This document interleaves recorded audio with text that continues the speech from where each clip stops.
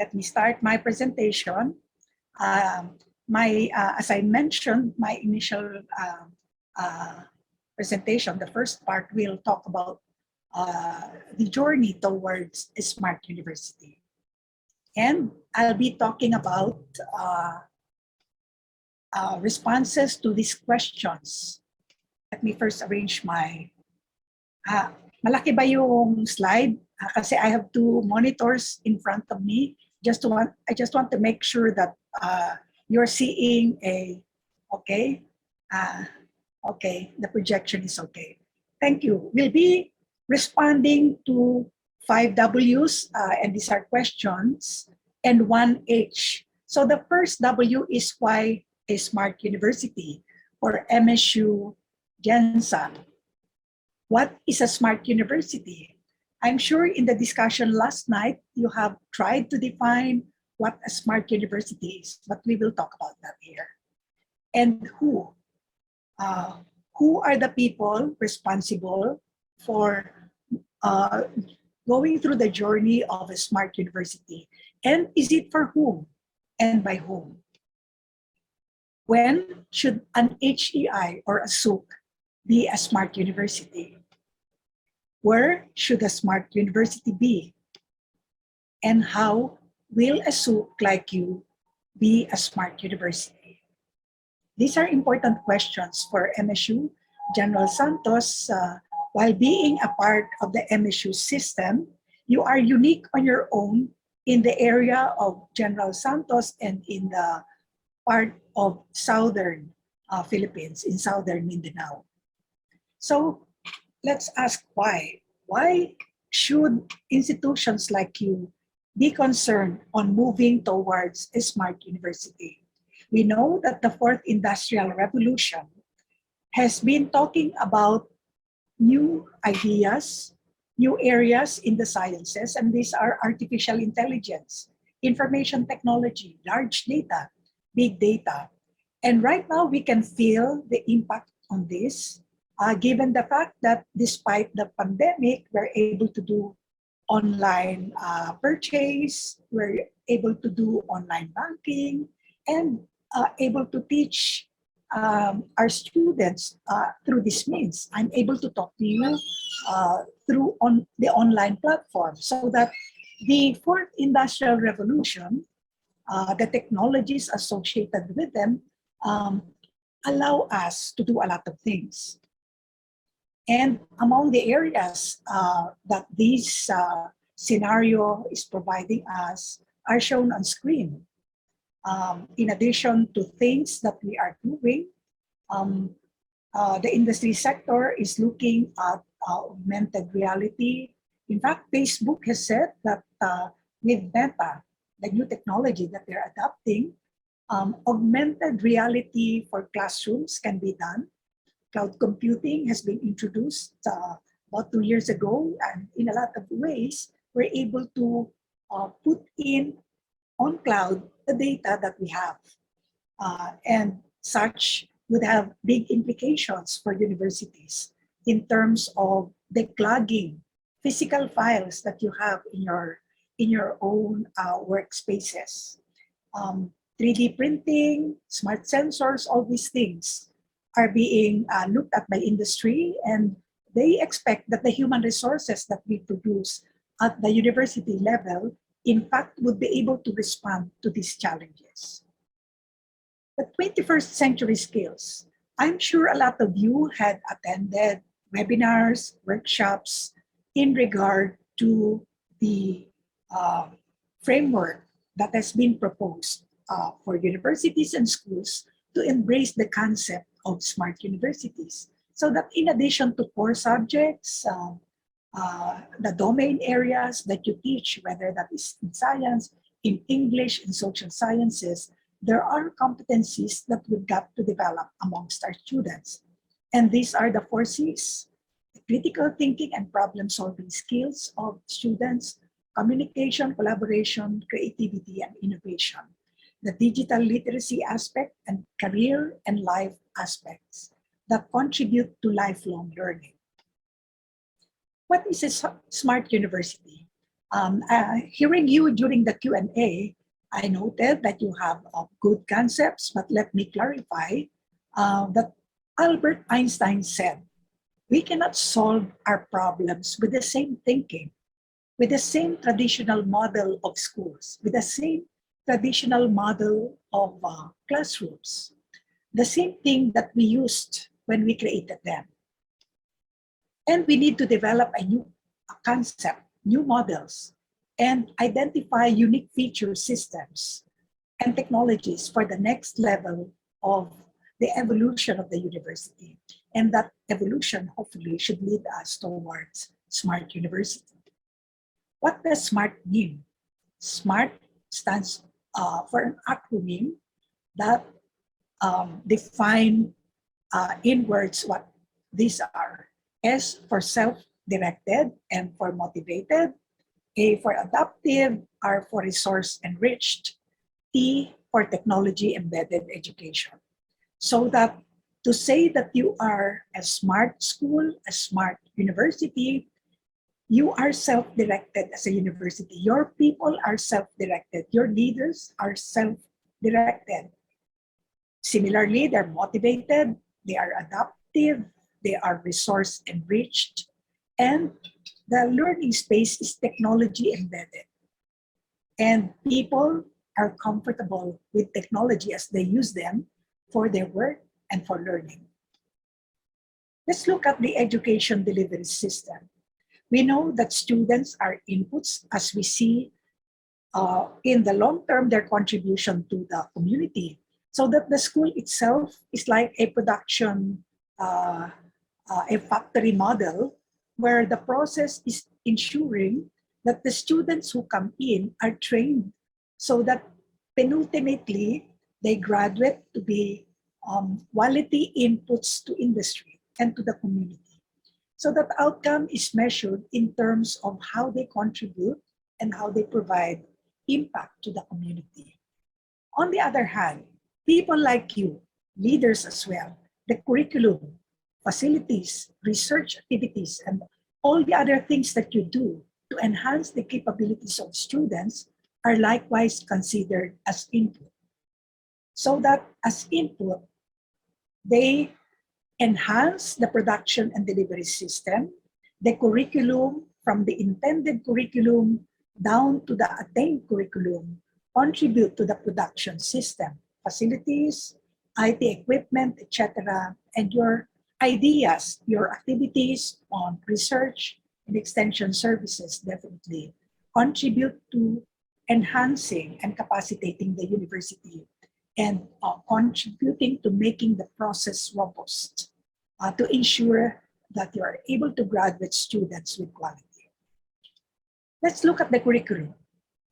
The curriculum that CHED gives to you is labeled as intended curriculum in this framework.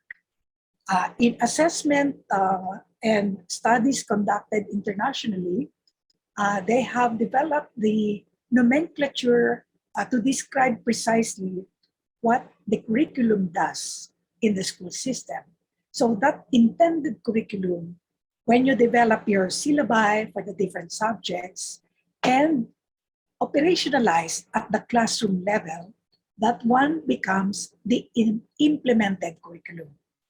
In a lot of ways, sometimes implemented curriculum does not jive with the intended curriculum.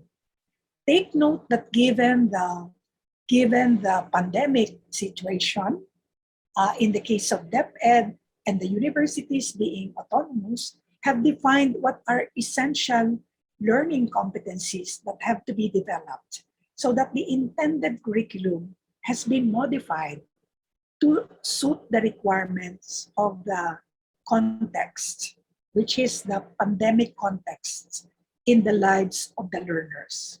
So that the implemented curriculum is how you do it at the classroom level, how the university packages the learning experiences of students despite the limitations. The attained curriculum is what they are able to manifest, what they are able to carry up to graduation period.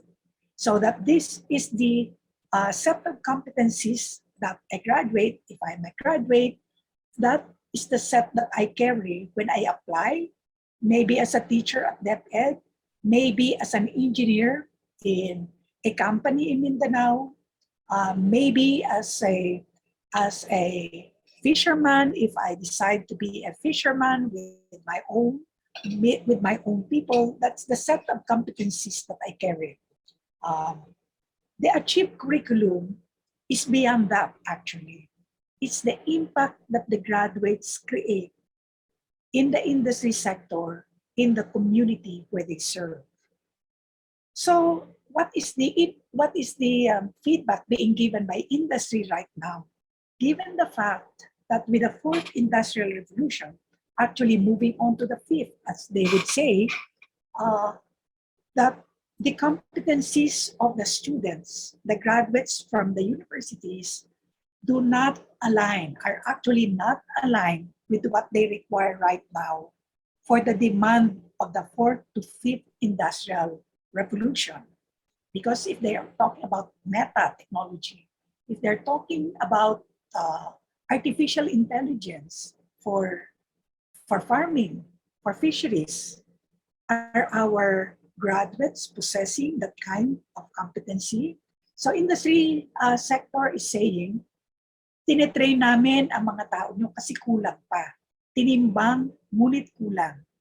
And to us in the academic sector, how do we see this to be able to capacitate with the technical requirements that is needed in the field right now, in the current context, so that we are able to prepare them. And as we do so, and as we understand the industry requirements, and as we embrace what they need into our intended curriculum, then we're moving towards the concept of a smart university. There's a book in Australia that asks universities. And the question they pose in the title, as you can see on screen, is, can the universities of today lead learning for tomorrow? This is the University of the Future book that poses certain concerns, as you see on the right part of the, of the screen. And these concerns are on the rise of continuous learning. People have to continue learning, because the technologies are changing. There's also the changing world of work, requiring updated technologies, requiring competencies, the forces for the students who would graduate from the university so that they can carry them to the world of work. The blurring industry boundaries. Kasi ngayon, ano na, kung ito yung multimedia arts, pwede rin kasi itong gamitin sa agriculture, sa fisheries, similar to areas that you have in your programs. And then there's evolving digital behavior. Ang mga bata natin ngayon, techie. They know online banking. Baka mas alam nila kesa kay nanay at kay tatay. And then there's increasing international competition. We are joining the world community. Our graduates are joining certain jobs abroad. But even as they work in the Philippines, their competencies should be global, because there are investments coming into the Philippines, and that's the bigger concern of universities, to attract more investments so that our people need not go to countries outside of outside of Mindanao, outside of the Philippine territory. Because if companies would come in and our students' competencies are global, then such investments coming in, when they are operationalized with graduates who have global competencies to match such demand from industry, then our overall efforts as a country will move us towards global competitiveness. However, there was a problem. 2 years ago, we realized that the pandemic, COVID-19, influenced a lot of our sectors, not only the school system, but likewise the industry sector and all others. I'm sure in the Muslim community, similar to the Christian community, going to worship places had been given some protocols that made it difficult for people to practice the traditional mode of worshiping and being advised by people that they want to talk to them. So that everything has been affected by the pandemic. And for us in education sector, it is imperative that we need to rethink how to operate the schools. We need to rethink how the journey of the schools would move from that point where we have been affected to now and in the future. So let's look at the University of the Future. What does it say? There are models according to that book, and I hope you can read it. It's available online. The first model is our model, the traditional model. In that book, it describes the ivory tower model, which is our very own model, where we hold face-to-face classes, where everything is through the modalities that we have defined. The learning space is there, the students go to the school, and we give our examinations face-to-face, paper and pencil, okay? The other model, the next model is knowledge factory model. This one responds to the demands of knowledge competencies, where value is determined by utility and usefulness to society. And this model I had described earlier is asking us the question, to what extent do we respond to the demands of the industry sector? The third model is ecological university model. And this model allows people to work together, institutions to work together to co-create a social value, future knowledge, and citizens. So that public participation in the idea of the university is important. If you look at Silicon Valley, that one is contributing substantially to what students have to know, even if they are in school. They have to present ideas, test them in the market. I happen to have visited Silicon Valley, and at the time, because we were packaging the World Bank program for universities at the OST, we were able to witness graduate students from different universities making presentations in the Silicon Valley, which is the hub where graduate students present their ideas, present their outputs, and where the industry sector would see, the scientists would go there as well to see if such ideas from students can be turned into a project that can possibly be turned into product, and where industry can participate in developing the product, so that both the university and the industry sector would earn together with the student, the scientists, and the others. So that ecological model is now being practiced with the concept of industry parks and science parks in certain universities. Now, on a student-centric university, which looks into industry government collaboration, the student is at the heart of everything. And the University of the Future has given this framework where universities, governments, and industries need to work together. The concept of a science park or an industry park is a good model to consider. I wonder if there is already in Jensen a concept of a science or industry park. That would be a good model. Later on, I will tell you about other models that you can possibly look at given the programs that you have at the MSU Jensen. But in this model, and I hope you can embrace this model, the student is at the heart. You have students in fisheries, you have students in agri, you have that program as well. You have students also in basic ed, senior high school.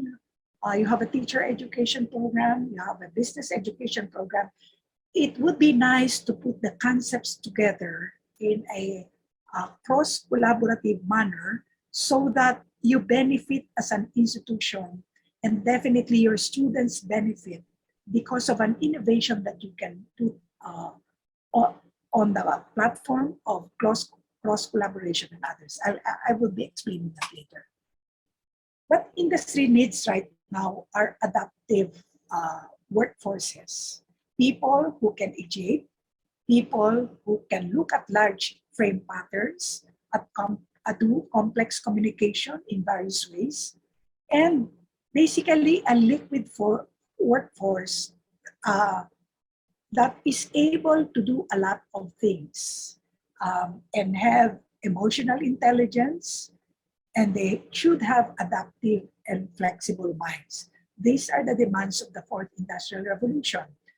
I may be working as a teacher, but later on, given the pandemic, if I was just temporary, for example, in a private school, if my competencies are adaptive, I am able to work in other ways, then maybe given the online platform that's being used right now, as what graduates in teacher education do, marami pa silang pinagkakakitaan ngayon because they can mentor online, they can teach online, they would know what technologies are needed, so that makes them flexible in the way they deliver their lessons.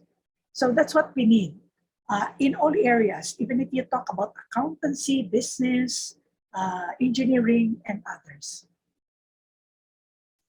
What is the definition and the set of objectives for a smart university?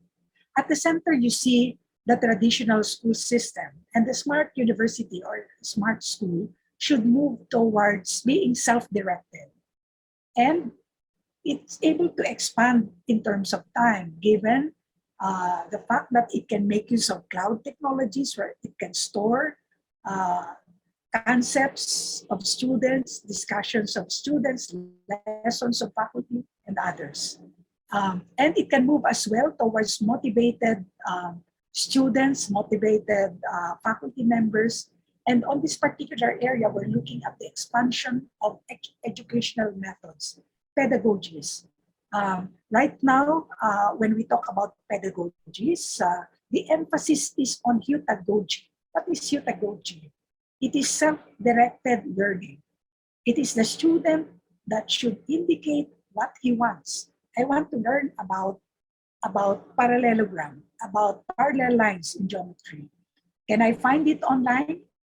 So I'd like to find that out, the concept, the use of such concepts, and I can browse the internet. Self-directed learning. The student directs himself so that he is able to learn. So despite the fact that there are online lessons, it can be both synchronous and asynchronous, the student himself in heutagogy should be able to learn for himself so that the teacher's role is transformed as well from direct teaching in a face-to-face mode to mentoring, to coaching. So makikita nyo na may pagkakaiba. May pagkakaiba sa estudyante, may pagkakaiba din sa mga guro. And from traditional system, we were moving actually from a customized education, which is classroom-based, and lahat pinaplano ng teacher doon sa delivery inside the classroom. It has moved to individualized education because of heutagogy, because of self-directed learning. And the other transformation is on the learning materials, from traditional textbooks to creative learning materials done by teachers, even done by students. So that what we are seeing is resource-enriched materials that are available online, that can be provided by teachers in the schools, that can be developed by students themselves through projects that they can do. And finally, technology embedded infrastructure. And this allows for the expansion of the learning space, not only at the school level, but a kind of modification so that you would see a learning space that's being made available. Kung gusto nyo mag-workshop, sige, via Zoom, pwede natin gawa ng breakout rooms. If there are activities to be done by different teams, di ba? So these are technologies that expand the kind of learning space for the students. And these are all available so that from a traditional one model system, marami tayong pwedeng gawin. SMART is operationalized in this manner. Self-directed, motivated, adaptive, resource-enriched, and technology embedded. Now let's look at your function. Who should the university serve? Who should the SMART university serve? And by whom? Take note that these are our mandate in universities: instruction, R&D, extension. And who should the university serve? And in particular, the SMART university. Definitely, we say people, things, and ideas. People, it's about your students, people who you would want to train in your extension programs like fishermen, farmers, and others. Things, these are technologies that you need to have to be able to develop as well new things. Ideas can refer to pedagogical approaches, to research activities, to innovations that you can do so that they can serve the community. They can serve the target community in Mindanao that you have identified for your priority concern. Take note that in all our efforts, the priority is on people as we transform the traditional university to a smart university. People, things, and ideas are the major areas of concentration for making innovations in all these areas. Okay? On smart concepts, we talk about smart university, smart learning environment, smart education, smart campus, smart teachers, smart learners, smart communities, and classrooms. Classrooms refer to learning spaces, which can be online and which can be face-to-face with online provisions like this, like the one that you're having. But I emphasize again that this is our priority in the first step of our action. Teachers, learners, leaders like you, and the staff. Kasama yung mga staff nyo sa finance, sa accounting, yung mga tao within the university system. If we look at the generation of learners, ando na tayo sa alpha. Dito na tayo sa taas, sa alpha. Tayo, ang tawag sa generation natin, kagaya namin, na senior citizens, na andito na tayo sa baby boomers generation. If you were born between 1946 to 64. 64 nga, bata pa yan eh. Mga 50s to 60s, pero baby boomers and mid-generation. Generation X is relatively younger than most of us. Generation Y were born in 81 to 86. Yung mga nasa basic ed, andito sila sa alpha, and Generation Z for those at high school level. So malayo na, di ba? Malayo na. Yung lucky ones were those born, siguro meron pa rin naman ngayon, yung mga lolo't lola natin, mga nanay at tatay natin, sila yung lucky few, but referred to this framework as the silent generation. So, baby boomers and me generation, definitely the way we learned before is different from the way the alpha, the zoomers, and the Z generation learn in their current time. So, how did they learn? Ito ngayon ang learners. Tayo yung galing doon sa kaliwa, pababa. Nasa PowerPoint generation tayo, yung ating henerasyon, pero yung current students right now, whether we teach them or not, talagang mag-i-insist sila, andito sila. Buti na lang kaya pa nating mag-Zoom, kaya pa nating mag-Google Meet, di ba?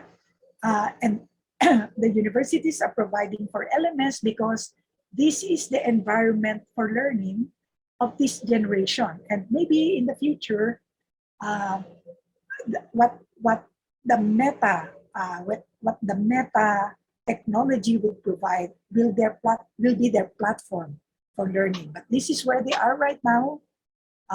We have moved quite a long way, but we need to understand this as leaders. Kahit hindi natin magawa lahat yan, kailangan na iintindihan natin because we have the power to make decisions. We have the power to support, for example, software development, ensuring that there are technologies for gadgets that will allow the students to understand the school system.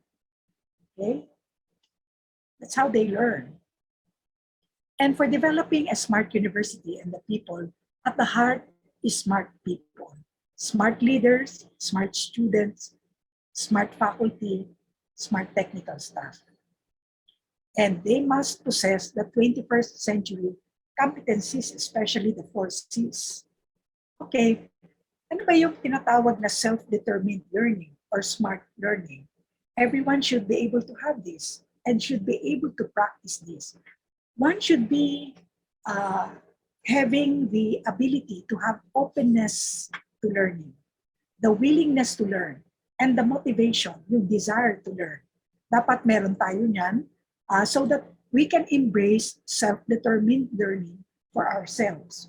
Even if we are leaders or estudyante ka, faculty ka, dapat self-determined tayo. And when we talk about this, we're actually talking about the Bloom's taxonomy of learning, from remembering to understanding up to creating. Dapat marunong tayo mag-create in terms of putting together ideas, how to develop concepts to products or projects na pwede natin ibigay sa mga estudyante natin, or how do we create an idea such that pagdating sa leadership, papunta siya dun sa policies that will influence the greater good of the institution. So we're using cognitive process in self-determined learning. But this is important. Thinking about our own thinking. Isipin natin, ano ba yung iniisip ko? Tama ba yun? What are the constraints? Thinking about thinking is now within the metacognitive process domain. So from a simple cognitive process, we move to metacognitive process, which is thinking about our own thinking. And we ask ourselves, how do I think and how do I learn? And such is guided by planning and organizing our thoughts, doing self-reflection, monitoring our own work, and directing our own learning. I tell myself, if I want to learn about data analytics, ito ang gagawin ko. If I need to look at certain concepts online, gagawin ko to. Kung kailangan kong magbasa, I will download certain materials. So I direct myself. The metacognitive process allows for that process from planning to directing oneself. And there are various ways of doing it, but definitely when you go through the process, it goes back to Bloom's taxonomy of learning, from remembering. Alala ko nga ba to? How do I remember such concepts? Baka dapat ilagay ko dun sa folder ng aking cellphone para pag kailangan ko, makikita ko. I can easily understand, I can analyze, up to doing evaluation and creating ideas. There are 7 styles of learning. Kikita nyo rito sa screen, kasama rito, visual, oral, verbal, physical, solitary, social, and logical thinking, which is anchored on problem-solving approach in mathematics. I'll explain that later. Ang bottom line dito, when you are able to learn through self-determined learning or smart learning, basically that will allow you to be able to contribute towards solving a problem, being concerned about contributing to the purpose. It's the purpose for the university, for common good. So definitely your learning should be purpose-driven, and that should allow you to be a transformed learner. ito yung smart learning, and I really hope that it's part of the plan of training students, training leaders, training yourselves as well. How can I be a smart learner? How can I think how to think so that if I'm drafting a policy for the university, it would be moving towards the common good for students, common good for the community, and for the university. So it's a process. Metacognition is thinking about thinking, where you start within yourself. Ako magsisimula, I will manage myself as well, but I will direct myself. That's metacognition, thinking about thinking. And it goes through a process, as you see on screen, reflecting, assessing the task, evaluating your strengths and weaknesses, planning the approach, paano ko ba ito gagawin, and applying strategies. In learning about learning, this is another concept that is being introduced to educators. Pareho din, pero medyo may pagkakaiba because this is about learning. The first one, the metacognition, is about thinking. This one is about learning. You apply the concept, the content to a particular task. So i-apply ko to, gagawin ko, I will review, then I will learn about that. If I apply this to fisheries, titingnan ko, okay ba ito natutunan ko? And I've learned about it as I have applied it to the activity that I have given if I'm a fisheries teacher. However, pwede rin ba ito pag halimbawa, hindi lang sa isda, pwede ba itong technology na ito, pwede sa clubs, pwede ba ito sa other things within the system. So pag in-apply ko, pwede pa. Pero pag hindi, makikita nyo yung arrow palabas. And on that regard, you will shift to thinking about thinking. Learning about learning is more on the application side. You're applying it to a particular area. You have learned about it, applicable ito dito. And I understood the procedure. I've learned the procedural process. Oo. Gaya ng pag nag-drive kayo, natutunan nyo yung proseso, yung procedure sa pagdadrive, paano mag-start, paano i-manipulate yung gadgets doon sa kotse nyo. So natutunan nyo. Alam nyo nang i-apply. Kaya lang, i-apply ko to sa city driving o kaya sa rural driving. Magkapareho ba sila? Applicable ba yung process na natutunan nyo pagdating sa road area, sa context? So the contextual learning for city driving and rural driving, pwede mo bang ma-apply to? Because I have learned this for rural driving, pwede rin ba to sa city driving? Maiiba, maybe the traffic contributes to that uneasiness. Pero in learning about learning, it would be easy to translate that to another context. Ang tanong, ang thinking about thinking, pareho ba yan? So learning about learning, can I have a equivalency, total equivalency? In a lot of ways, yes, but in some ways, medyo nagkakaiba. Because in learning about learning, as I mentioned, it's more applied. In a particular context, you apply it as well in another context. So medyo madali. Ang thinking about thinking, pag-iisipan nyo. Halimbawa, you're drafting a policy, tinan mo yung format, i-apply mo yung concept about the format. Pero yung content, ibang bagay yung content kasi yung format, madali i-apply. You've learned how to do it, but the content is a different one because you've got to think. You've got to think about your own thinking in crafting the content of that policy. That may be innovative, it may refer to incentives to faculty, so that they can do research. It may be a different kind of concern, like during my time at PNU, when I looked at the faculty data, I said to myself, oh my God, the inbreeding rate at the undergraduate level has gone beyond 50%. So may nag-graduate sa PNU, doon din nagtuturo. Then I looked at the data at the master's level. And I also said, oh my God, it's about uh, 60% PhD. PhD, I also said, oh my God, kasi sabi ko dun sa science group, puro kayo dala sa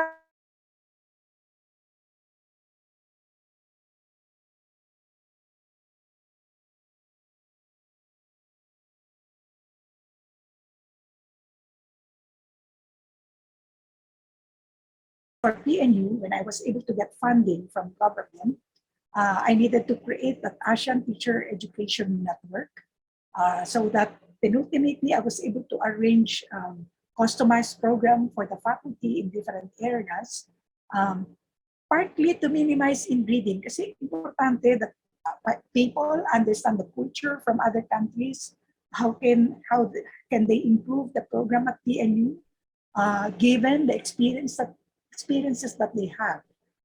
The bottom line is the common good. Paano pagbubutihin ang program within the institution.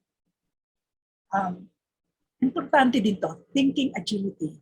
Thinking about the present, thinking about the past, thinking about the future. And this is the competency that people need, especially when they go to the private sector. But for a university system, importante yung insight is supported by data. Kaya nga pinag-uusapan ngayon yung big data. Insight should be supported by data. Hindsight should be supported by data as well. Titingnan nyo yung data in the past, what would that suggest as well compared to data right now? If you're looking about student data, the passing rate, in licensure examinations, etc., so that you can have corresponding action as leaders on how to improve your curricular programs, on how you would have foresight for the programs that you would improve for the future. Can you still hear me? Kasi medyo nagbigay ng signal that my internet is problematic. Jobar, can you hear me? Yes, we can hear you, Doc. Okay. Yeah, kasi I saw a signal saying that my internet fluctuated. Okay, that's good. Thank you. So past, present, future, thinking agility. And part of the framework of a smart university is ensuring that you're able to analyze data. The leadership in different areas, whether it is at the top of MSU Gensan, at the sector level for academics, for finance and admin, for research, kailangan you're able to see data. You should be guided by data in terms of analyzing the reform that you would make. When I was at PNU, I had a staff at my office that would develop graphs for me. Wala pa kasi yung data analytics na kagaya ngayon na madaling ilagay sa dashboard. Pero ngayon, ang suggestion, dashboard ang dapat yung gawin. There has to be a dashboard for the top official, a dashboard for the deans, for the vice presidents, and another one for the general public. Yung sa inyo, pwedeng may ibang data na hindi makikita ng general public kasi you are making decisions. Pero nung panahon ko, in the traditional mode, pinapagawa ko yung mga graph. Tinitingnan ko. Kaya na-discover ko yung inbreeding rate, na-discover ko yung mga bagay na dapat kong palitan. At improve sa sistema. Hindi ka pwedeng magturo ng area na hindi mo naman specialization. Hindi mo pwedeng basta lang tawag dito, basta lang i-take up to matter na to for discussion kung hindi along the framework. Kasi nag-develop kami ng mga frameworks for discussion on student engagement, etc., etc. Data-driven, that's the most important characteristics in a smart university setting. So ngayon, since you are doing a planning, the question is when, in terms of people, things, and ideas. Because your concern during the pandemic is survival, in the medium term, adaptation na ang ating iniisip, and in the long term, we've got to move towards transformation to a smart University. So that in the journey towards smart university, we are guided by the developments on 4 IR, maybe 5 IR na, towards smart learning ng mga bata in the medium term and sustainable smart university in the future. But there are VUCA forces. Ang VUCA refers to volatility, uncertainty, complexity, ambiguity. Napakadami nito. And part of that is COVID-19. Baka meron pa, di ba? May Omicron ba yun? Yung sinasabi nila sa EU na nagsimula sa Africa. So baka meron pa, nakakatakot, di ba? Those are VUCA challenges. They may be uncertain, we may be volatile in this situation. The problem is complex, hindi lang X is equal to Y, kasi marami palang factors that we have to look at, because X may be equal to X to Y, A, B, C, E, F, M. It's complex and it's ambiguous. So itong mga VUCA forces na to, hindi lang siya ngayon. Even if we dream and plan for a better future, a sustainable smart university, darating at darating yan. So it's very important to always monitor, to always talk to each other. Kaya maganda ang ginawa ni Chancellor Anshari, pinag-uusap kayo kasi titingnan nyo, what do you want to be in the future so that you can manage the VUCA challenges within your context. So ano ang nakikita natin in terms of teaching and learning?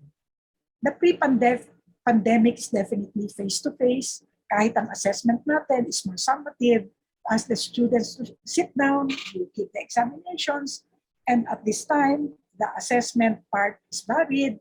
Nakita ko yung aming apo sa pamangkin, ang kanyang assessment sa physical education, and this is grade 2. May video pinakita ang teacher, kailangan sasayaw yung bata, kukunan ng picture ng nanay, tatay, padadala sa teacher para ma-assess if the student has followed the instructions in PE. On pedagogy, currently right now, it's blended, synchronous, asynchronous, modular. Marami pa rin universities have reported that they're preparing modules. Sa UP, nagpe-prepare sila ng course pack. I'm sure ganun din sa inyo. You have all these approaches both on pedagogy and assessment. But the new normal, what would the situation be? Ang tawag ni Dr. Guevara, Yusek Guevara of DOST, the now normal. Now na. Sabi niya, now na. Kasi gusto niya yung future is being done now by the R&D sector. To a lot of people, it's the new normal that we are expecting. The future should be thought about now. The normal, which is the standard, the new normal, which should be at the post-pandemic, should be discussed now so that we can prepare for it in terms of pedagogy and assessment for faculty members. And the scenario is indicated here. Sa assessment, digital-based, more formative, kasi tinatawag nila better na may mga knowledge portfolios, competency portfolios, kasi yun ang hinahanap ng industry. What's the competency on communication, on collaboration, on critical thinking, on, what's the other one? On creation. Kakagawa ba to ng new ideas, new projects, new products? Kaya ba niyang gumawa ng yung mga concepts in fisheries, in accountancy, etc. Pedagogy may be similar to blended, but the physical learning spaces may be different.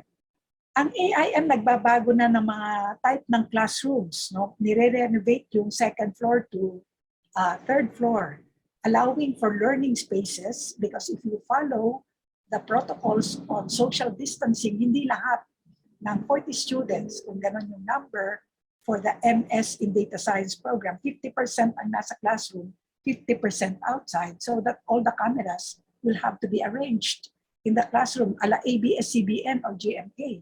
Ganon ang ginagawa nila ngayon. Ganon din ba yung concept ng ibang eskwelahan? I would imagine that the traditional setting in the university would be different, such that maybe you need a lot more of conference type facilities for face-to-face, but maybe you need an ABS-CBN type of a studio as well. Mga ilan nun? Kailangan maglagyan mo, bawat college ng ganon. The learning space for collaboration, if students have projects. Maybe the laboratories for science, for chemistry, for biology, may be relatively the same with attachments of technologies, pero overall, the scenario may be different. Because in creativity, sabi nga, kailangan mo to explore. Ang formula for creativity is play, passion, and purpose. Play for exploring, passion for developing that intense desire to be able to find the solution for the problem.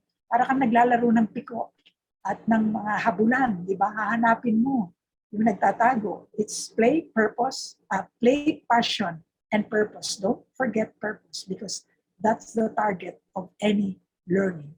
Purpose should be well-defined and the learner should be able to arrive to that purpose, desired purpose. Tingnan natin, where should be the smart university? Again, I say people, things, and ideas. Huwag niyong kakalimutan to. Kasama kayo dyan. Hindi lang yung equipment, hindi lang yung LAN, hindi lang yung connectivity. Ideas are important. Ideas may refer to those in research, those in your extension programs, those referring to pedagogical approaches, yung mga bago, so that innovations actually come from ideas. Tingnan natin ang organizational environment. You are within this inner circle. You belong to this circle because you are officials. Teacher din naman kayo, nagtuturo kayo. Some of you may be staff. And part of you is the culture. No? Yung culture nyo, nakakatulong sa inyo. Ano ba yung culture that allows you to collaborate, to work together for a common goal. Yung inyong estudyante, nasa next circle, it's part of the task environment because they have to learn. They will be the ones that you will give to the industry sector and to the community. Part din yan yung regulators. Ako na gusto nyo mag-submit to tell you, am I doing it right for the university? Mga strategic partners nyo sa sector nyo in agriculture, in engineering, in the areas that you work on. Yung competitors, kasama rin dyan sa factor. Pero sabi nga, pwede namang frenemies. Competitor mo siya sa program because titingnan mo how you are in terms of the PRC board examinations, but you need to work together. Kasi kailangan. Gano'n naman sa mga kumpanya, di ba? They work together to be able to create products, to be able to come up with the penultimate goal or purpose, aligned with the penultimate purpose and goals. Yung general environment, which is basically an external part of the system, they refer to technological dimension, kagaya ng COVID-19. External yon pero nakaka-affect sa'yo. Yung fourth industrial revolution, konsepto na gusto ng industry, it's external to you but it affects you. Because as soon as your customers, the students, get to their system, ay sasabihin, aligned ba sila o hindi sila aligned? So dapat asikasuhin at tingnan anong sinasabi ng industry sector. Yung economic dimension, they're part of it.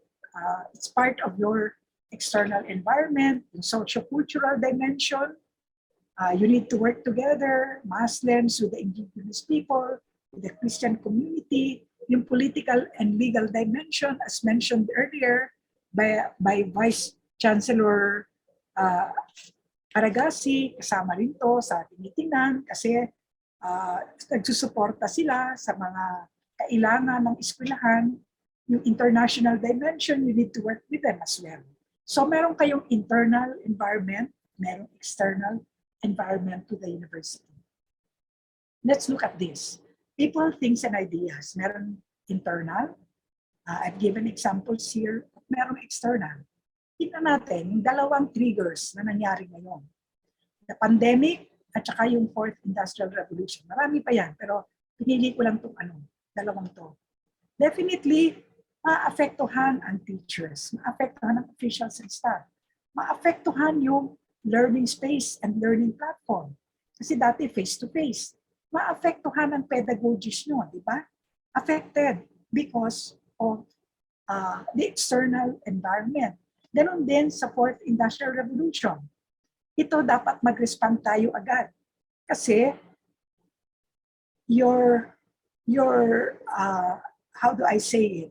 The trust in you depends on your products. Ang products nyo, estudyante. The trust to the institution will be defined by your graduates. So you are being defined by how you respond to the challenges, to the VUCA forces.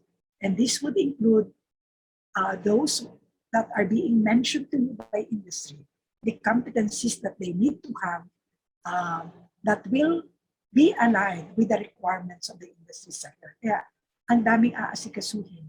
And I pity those, because I've been at PNU, I pity those people like you who have to think and think. Ako noon, kahit gabi, nag-iisip ako. Gabi na nga ako umuwi noon kasi I really empathize with the officials because I've experienced it. Magtuturo ang faculty, pero kung minsan, they will come to you at sasabihin, kasi gusto namin mag-innovate ng ganito. We need to consider the community as part of the students' learning experiences. What innovations can we do? Kung minsan, may mga people problems, conflicting ideas, kahit naman mag-conflict ng ideas, okay lang, wag lang mag-aaway, di ba? Kasi okay lang yung mga conflicting ideas. The bottom line is dapat mag-jive, magkaroon ng common view to be able to implement an innovative idea. Okay? Let's see how other universities implement this. This is from Korea.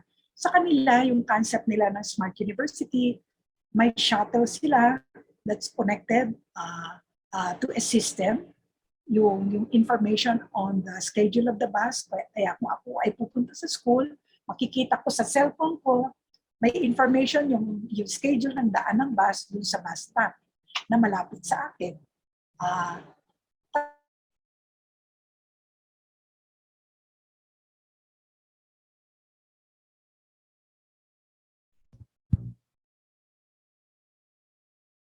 Sige, we are... And then, hello, Hannah? Yes, can you hear me? You're okay now. A while ago, for a few seconds, nawala. Oo. Kayo ang nawala. Walang signal sa akin. Kasi pag sa akin, nagsisignal na wala. Okay. So, I will start again on this slide. If I'm a student, my school is smart. Kagaya nito sa Korea, which I'm showing you on screen. I hope you can see this. In my cell phone, I have information on the shuttle bus reservation. Pwede na ako mag-reserve ng seat ko. Tapos, if that is 15 minutes by walk going to the station, lalakad ako doon 20 minutes before the time or 30 minutes before the time. And then, onward I go. Tapos, sasabihin ko din electronically, mag-aano na ako ng attendance ko sa school because it takes 30 minutes to go to the school. So, sasabihin ko, I'm attending the class or I'm attending the webinar or the common conference in the conference room. No? Attend ako niyan. So, yung attendance ko, magla-login ako. Tapos, yung cafeteria naman, lunchtime na, natapos na yung conference doon sa auditorium, makikita ko na rin sa cellphone ko, ano bang pagkain na gusto ko, titik ko na. So, I will eat. Ready na yung pagkain ko kasi na-order ko na, nabayaran ko na, pagpasok ko sa kantin, kakain na lang ako. And then, yung mobile studio ID ko, my QR code, itatap na lang doon sa system. So ito yung ito yung system, then I will again have reservation for my seat sa library kasi papasok ako doon. Pagkatapos kukuha ko ng comprehensive academic search. Ano rin yun, lahat yun ay nasa system ng Smart University. And then, attend ako ng cyber lecture. Kasi physically, andun ako doon sa big event, sa auditorium, but I want to attend cyber lectures. So I'll go to the computer lab ng school, or I use my computer, I will sit down somewhere in campus to attend the cyber lecture. And then, magpupunta ako sa smart registrar to sign up kung ano man yung i-request ko. And then, pag exit ko, again, QR code. So ito yung this is the concept of a smart university, so that even at home, you'd be able to do a lot of things. Register if you want to be physically on the campus, kahit sa canteen, kahit sa library, nakikita mo na kasi andun yung menu, andun yung list of information, you can register, and others. Ito yung penultimate goal, penultimate dream of the different universities, that they are able to install this kind of a system. Before I ended my stay at PNU, inayos namin yung registrar, yung admissions office. Ginawa namin parang land bank or PNB, ganon.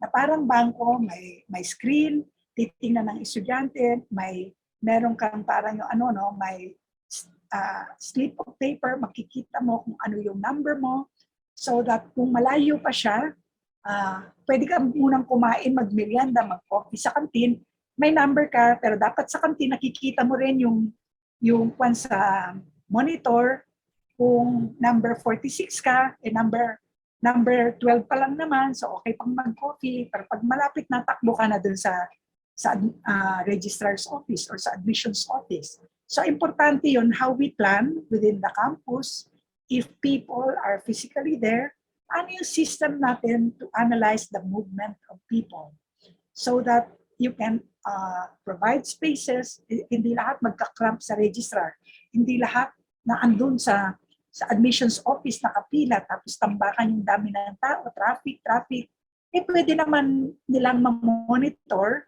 o pwede naman sa cellphone, kung hindi man, noong kasi ang plano namin may monitor sa canteen, sa different parts, so that in areas na kailangan pilahan, meron kang information.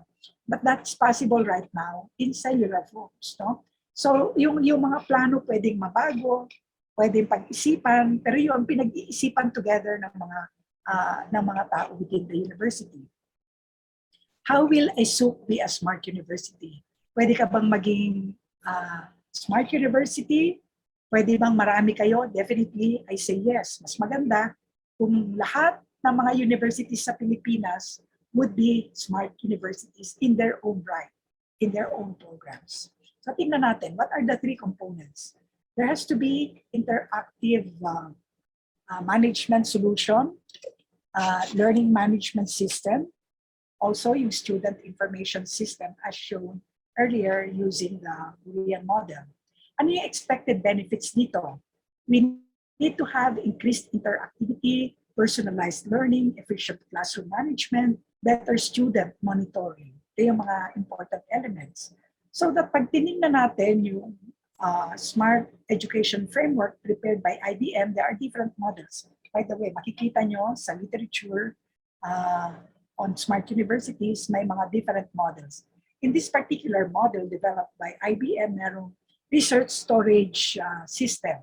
So andito yung mga data nyo, which you can analyze, access, and collate, predict, and you can collaborate in research activities, given the fact na meron kang hub, data hub for your researchers.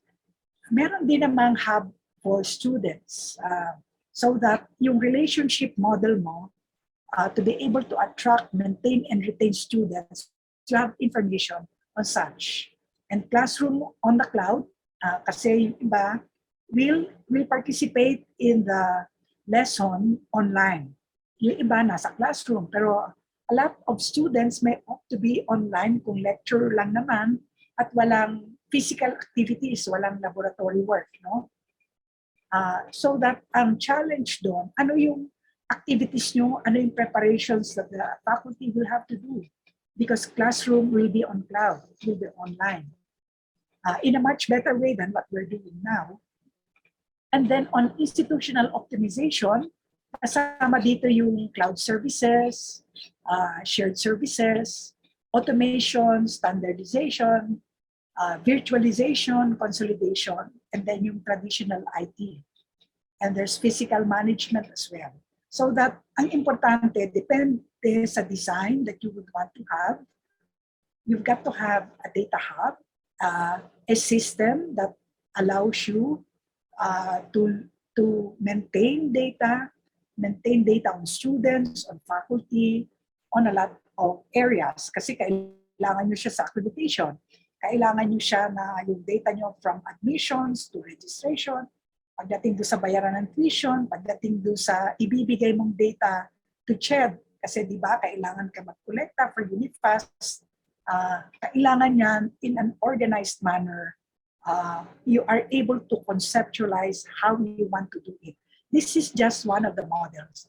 I-conceptualize nyo parang i-architectural design nyo siya parang bahay na gusto mo. Kung paano mo siya gagawin. And that can vary. Depende sa gusto mong sistema. And where you can be comfortable.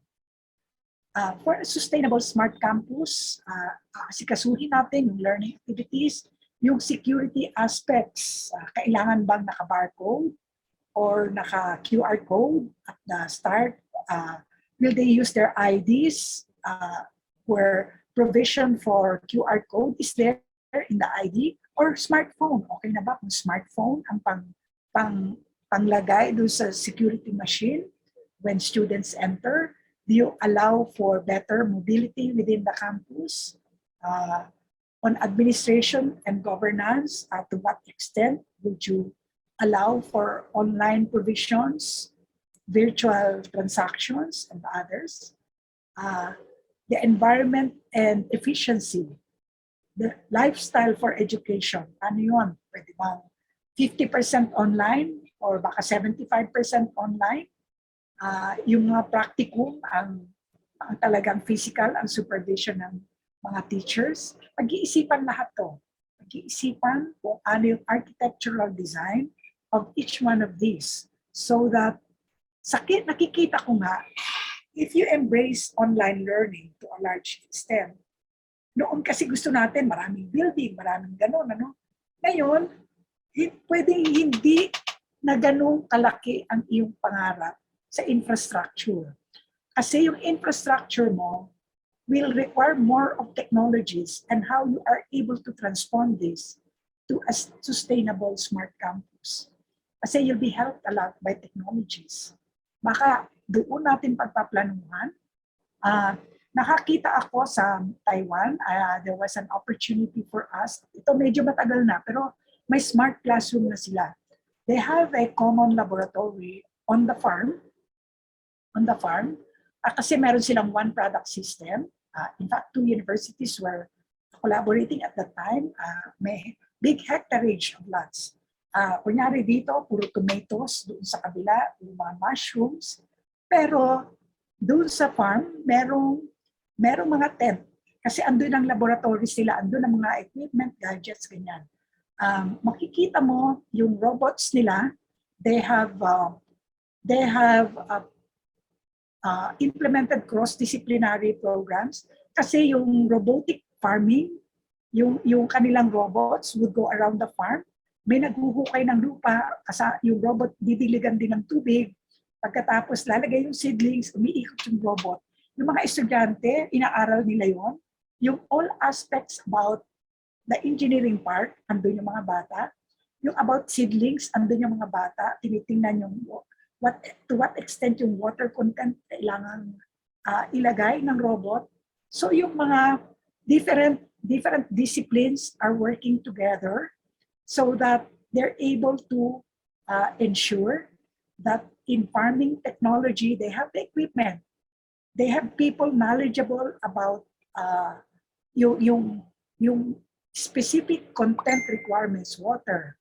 Gaano kalalim ang pag-dig ng robot para good enough for that kind of seedlings. Yung mga tao tinitrain, they train while they learn. So people think in ideas, magkasama sa isang lugar. Tapos cross-disciplinary, nagtutulong-tulong sila. Yun yung mga aspects ng, Smart University. Okay, tingnan natin ang Smart Campus, may data, may services, may infra, may technology. Another one, merong Smart Campus Strategy, may estudyante, syempre, pinaka-importante. The university strategy, the staff as well, should be knowledgeable about the latest on for IR, the industry partners, the innovative practice should be there, and the community stakeholders. So that from a smart campus, mag-move tayo into a business and action arena where you have your other partners participating in your game for education. So to develop a smart campus, kasama na rin sana yung community, yung health aspects, lalo na yan ang sinasabi sa atin ng IITF, huwag kalimutan, transport system, kasi mga bata papunta sa inyo, and the local government. When you plan for smart campus, what this framework is telling us, plan also with your community for the transport system, for the health aspect, with the local government. Kasi marami dyan ng halimbawa, pagbabayad ng buwis, yung pagbabayad nyo ng mga kailangan yung bayaran, ano ba yung mga kailangan nila na can be provided by the university.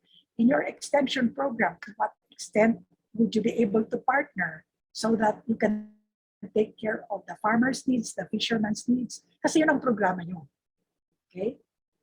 So ito yung bigger concept, and we hope that you'll be able to take care of them. This is a Spanish model in a university in Spain. They take care of people so that eventually they have smart people, smart living, smart economy, smart government, smart environment, and smart mobility. At ito yung bigger concept for city management where a smart university participates. At kasi bakit kasama dapat ang university? Kasi kung may mga projects kayo, research activities relating to home energy management, renewable energy, smart navigation, ng mga ganung bagay, kung hindi man, dapat nakakonect kayo. Nakakonect kayo kasi kailangan nyo yung water system smart, mapoprograma nyo kung ano yung water system that you need to have. In your program for fisheries, kailangan nyo makakonect sa kanila. With renewable energy, kailangan nyo ba ng mga solar panels doon sa areas of work para hindi kailangan may kuryente. Pero you have a smart system for monitoring the needed energy for your robots going around the farm. Mga ganon, ano? Pag nagre-recharge kayo ng inyong robot, yung battery nyo, pwede ba yan ay renewable energy ang gagamitin nyo in your laboratory at the farm? Okay? Another example in Indonesia, take note sa Indonesia, may smart university na. They say that the key is always the stakeholder, which means people.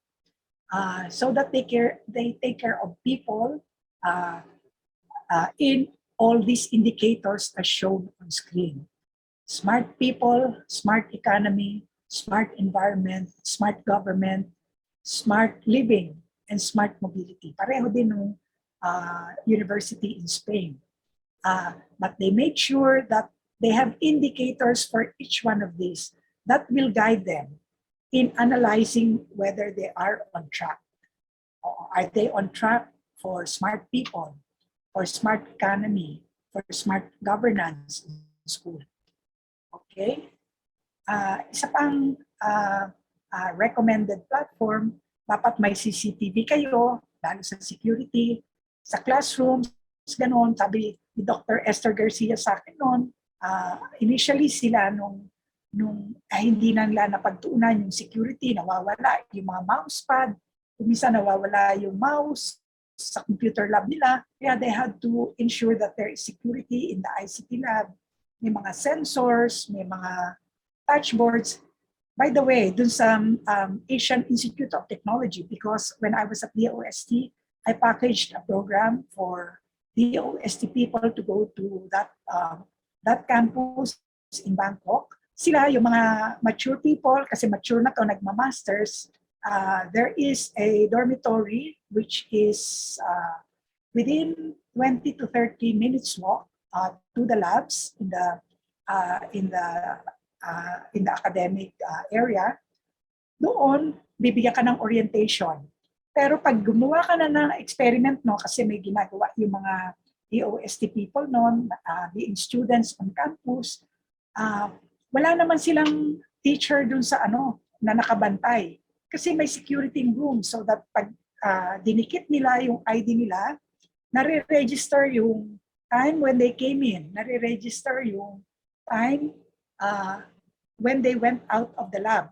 May mga camera sa loob, may mga sensors, so alam kung ikaw kumuha ng test tube, alam kung ikaw ay kumuha ng isang gadget, ganon.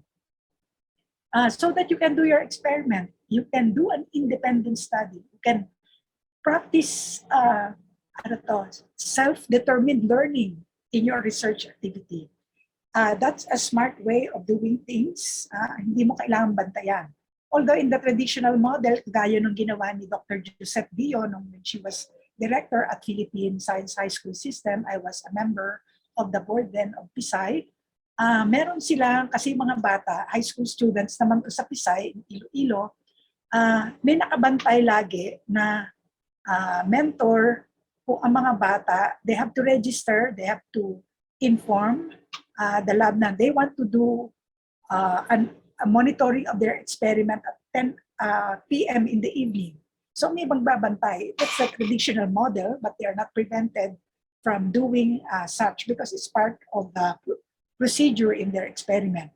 But in a smart campus, wala nang ganito kasi yung camera will do the monitoring, the sensor will do the monitoring, and all the gadgets in the laboratory will do the work for you and give you feedback in your mobile phone. The TUP president at the time when I was at PNU was showing me, sabi niya, Esther, tingnan mo to, in my mobile phone, I can see what people are doing on procurement, the movement of people in the finance area, kasi nakikita niya sa mga transactions nakikita ng presidente ng PUP campus. Advanced si Dr. Orly Caparas at that time, and he was showing us, we were at the AIM program for president. Sabi niya, ito pinakikita niya, ito yung pina-install ko sa system so that I am aware of the developments within the campus. So, depende sa plano nyo, depende sa technology that you will put, depending on the plans of the university. That will be the configuration, the architectural design for your smart campus. On improving classroom experience, you've got to have sensor data. The experiences will have to be defined because that will put directions on how you link up data, how you provide a learning journey for your clients. This is one model. Dito makikita natin, separate yung services platform, yung management platform, yung middleware, which consists of a lot of information that provides data upwards, makikita niyo yan, and then the technology so that they interact level by level, makikita nyo from data to information to knowledge and services. So yung data, you've got to make sure there is data coming from your students, coming from faculty, kung ano yung gusto nyo tingnan, security ba? Yung bang data that will be used by the faculty, yung ginawa ba nilang mga PowerPoint, animations, and everything for their lessons, kasama yan sa data. So that the movement, as you can see, is upwards in terms of data so that they are made use for information. Ito, halimbawa, may data on students, sa registrar, sa finance, nakabayad na ba yan? So that pag in-analyze nyo, ilan pa yung nakakabayad? 20%, 30%? Pag tinignan nyo yung faculty profile for accreditation, yung kanilang research activities, may data sila individually as faculty, pero aakyat yan sa level of information. Makikita nyo ano yung gap, ano yung strengths, etc. Aakyat papunta sa knowledge kasi you have concepts on, say, inbreeding. Ganito pala yung inbreeding rate. Ito yung concept about capabilities. We can offer pala data science because we have these people who have PhDs in this area, in mathematics, in statistics, in planning, etc. So paakyat siya ng paakyat. Pagdating sa services, okay, we can say we can offer this program. We can have training programs for farmers on data analytics. We can train the fishermen on these new technologies. We have developed this gadget kasi inaral to sa research that will support farmers and fishermen. We have developed this business model with the collaboration of people in the business program, fisheries and farming. Ito ngayon yung new product that the university can have. So paakyat siya. So what's the service for faculty? What's the service for students? What's the service for the community? Ito na, i-define nyo ano yung education program. So balit within the system, within the university, meron kayong system that monitors yung inyong energy efficiency kasi nakakonect yung kuryente nyo, your indoor comfort, yung aircon, kung meron kayong aircon sa conference room, makikita nyo mainit pala. So mag-automatically adjust yung system nyo kasi part yun ng service. Sa building, ganun din, transportation, etc. So everything is connected to give you information from data and that you are able to transpose this to knowledge and corresponding services to your constituency. So yun ang value ng having a smart platform. Now we have here an infrastructure system. Makikita natin yung requirements nyo, yung data infrastructure. Again, from data to information, knowledge, and services.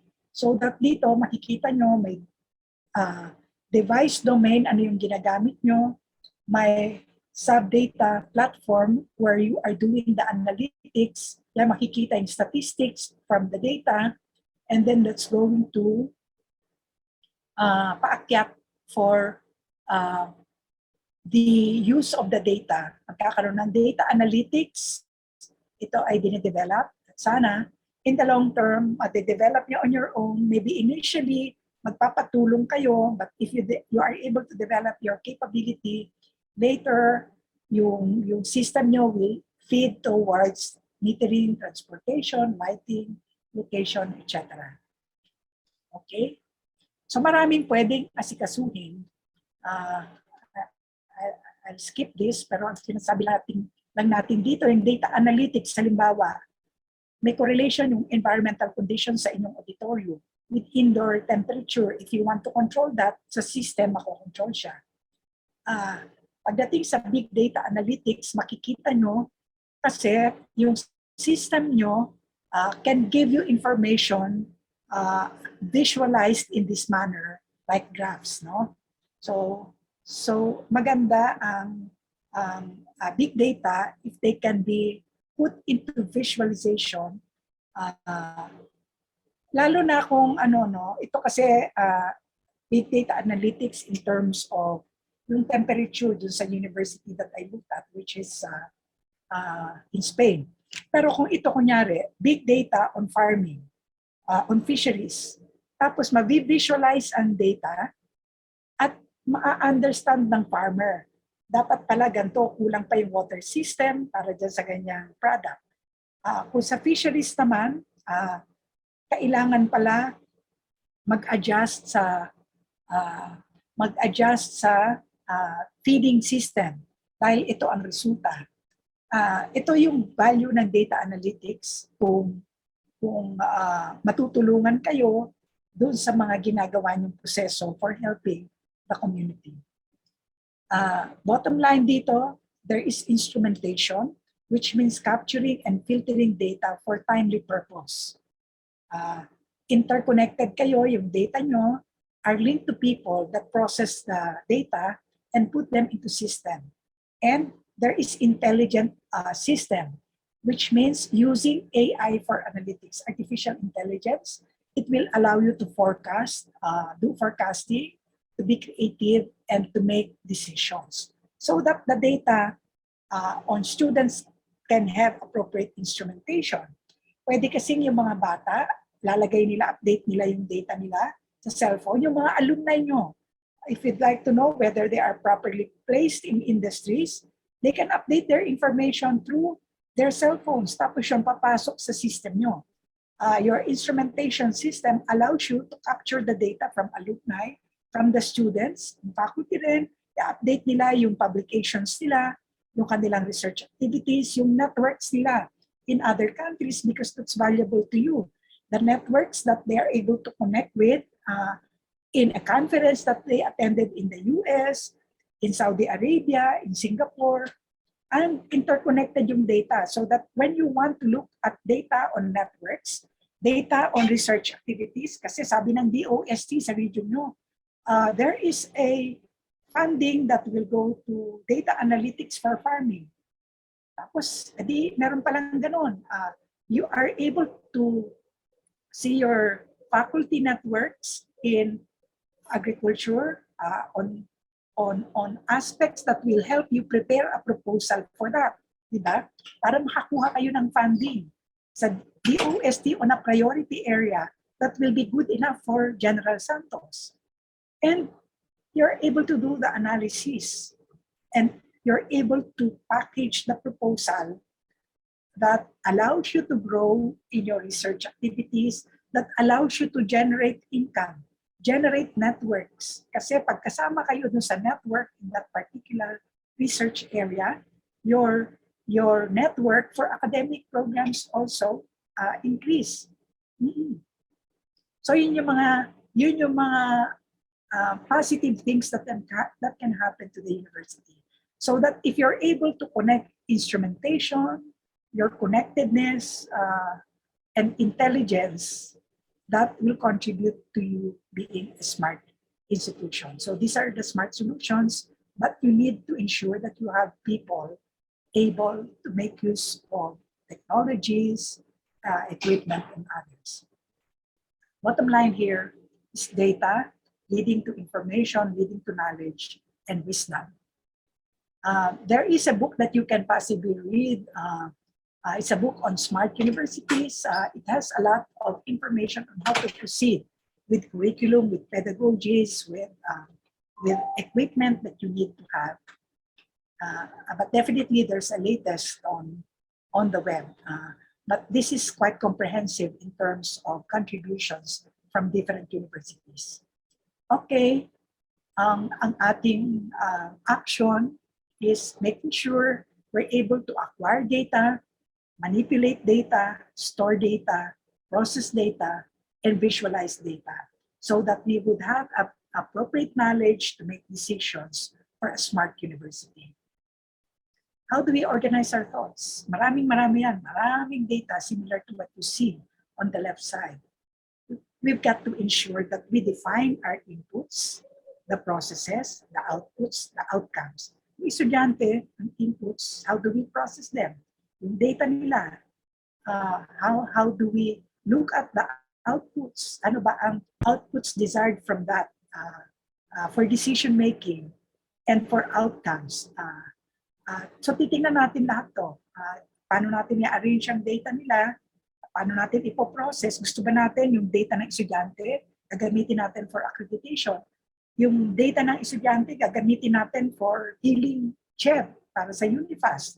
Yung data ng estudyante, gagamitin natin for deployment sa practicum. So may iba-ibang uses, may iba-ibang processes na gagawin tayo so that for reporting purposes, iba-iba rin yung outputs desired. So that ang outcome, we're able to give them to appropriate agencies that will require certain data so that we're able to collaborate with them or kahit sa pag-arrange ng mga estudyante natin in various activities. Again, this is it. If you look at a quadrant, if this is the first quadrant, the X and Y quadrants, the center is data. Yung papunta sa X, yung X line is understanding, the Y line is context, independence. Dapat it should be able to move diagonally, allowing you to grow from data to information, to knowledge, which is understanding of patterns, and to wisdom. Yun ang maganda kasi in a smart university system, if you're able to understand the processes and able to transform your data, you'll be able to grow within that system to develop the wisdom for decision making. Kasi evidence-based ang decision-making processes nyo, hindi lamang sa management, kundi sa classrooms din. If you have data to analyze for the appropriate pedagogical approach, if you have good data to analyze kung paano mapapaganda ang efficiency of collection of fees, yung mga ganon, data ang panggagalingan ng lahat ng yan. In a smart university concept, you've got to be able to establish your platform in a way that you are able to move from data to wisdom. And I end my first part by saying that data is the new oil. Why is it the new oil? Because it's valuable, it's unrefined, it's under the sea. But data, just like being under the sea, has to be changed to gas, plastic, or to appropriate chemicals to be able to create a valuable entity that will produce the material that you need. Siya ba ay magiging gasolina, magiging diesel ba siya para magamit nyo sa sasakyan nyo? Ganon din ang data. It's deep down there, it's unrefined, but going through the process, it gives you information, knowledge, and wisdom. Thank you so much. Before I go to the next part, which gives you an advice on how to proceed with what you have done last night, we'll give you an opportunity for Q&A. Maybe 2 or 3 questions before I go to the next slide. Okay? Stop ko muna to para makita ko kayo. Questions?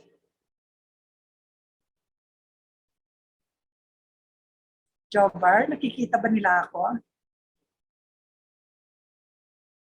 Yes, Doc. I have to pause. Yeah.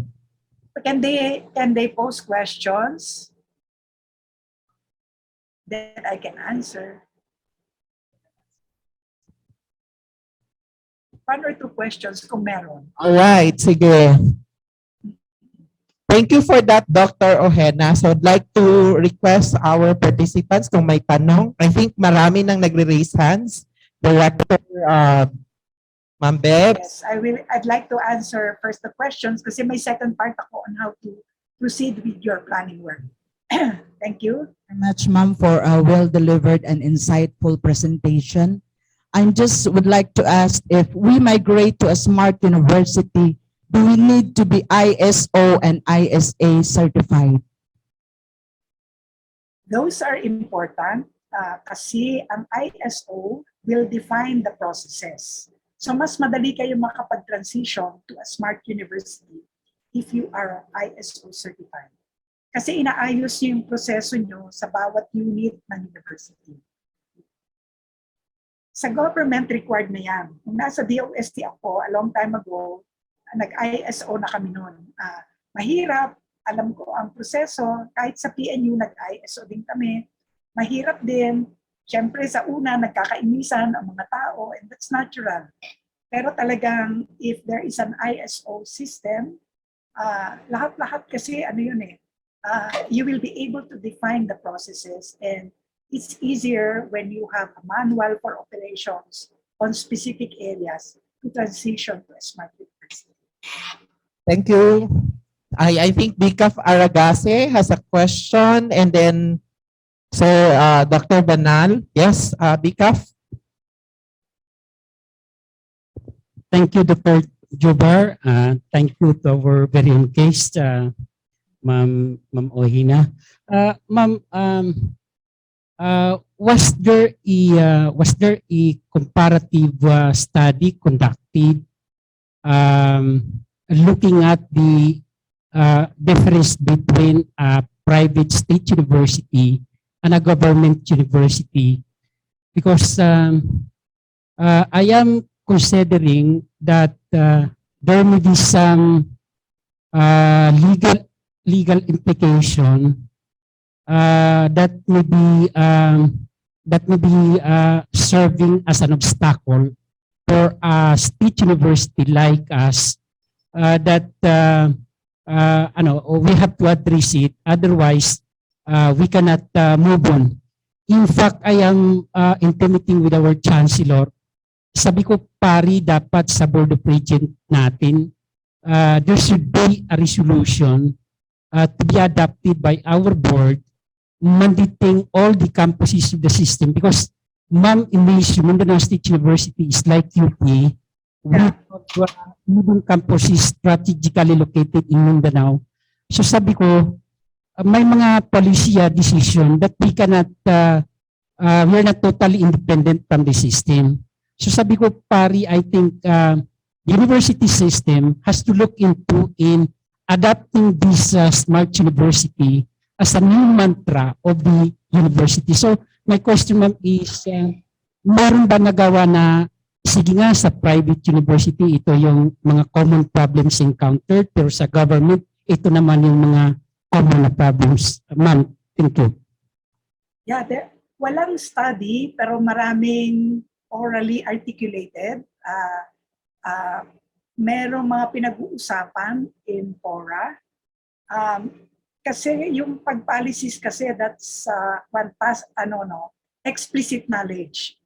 But we are having also knowledge coming from tacit information. Yun yung alam mo, wala namang nagawa, walang research, output, wala rin namang policy. So that we benefit from both explicit information or knowledge and tacit knowledge which is available from discussions in different areas. May difference between public and private, of course. Sa private, they can do whatever they want, provided they also follow guidelines. But definitely there is autonomy amongst universities, kahit state university. May autonomy ka naman eh. When I was at PNU, we defined what we like. We define what we like. I also allowed the different campuses of PNU to define what they like. If they do not contravene with policies and standards, wala namang problema because a certain institution can innovate. Kagaya ng PNU North Luzon, which is in Isabela, they wanted to have a cross-collaboration, cross-disciplinary program for agriculture with education. Kaya nagkaroon sila ng discussion on it, and favorable naman sa leadership ng PNU because there is a demand for such by DepEd. So iaakyat ng presidente yon sa Board of Regents. Yun yung mga ganon. There are initiatives that you can do at the campus level. There can be initiatives that can be done at the systems level. Kasi ako noon as president, systems level, syempre yung aking tinitingnan.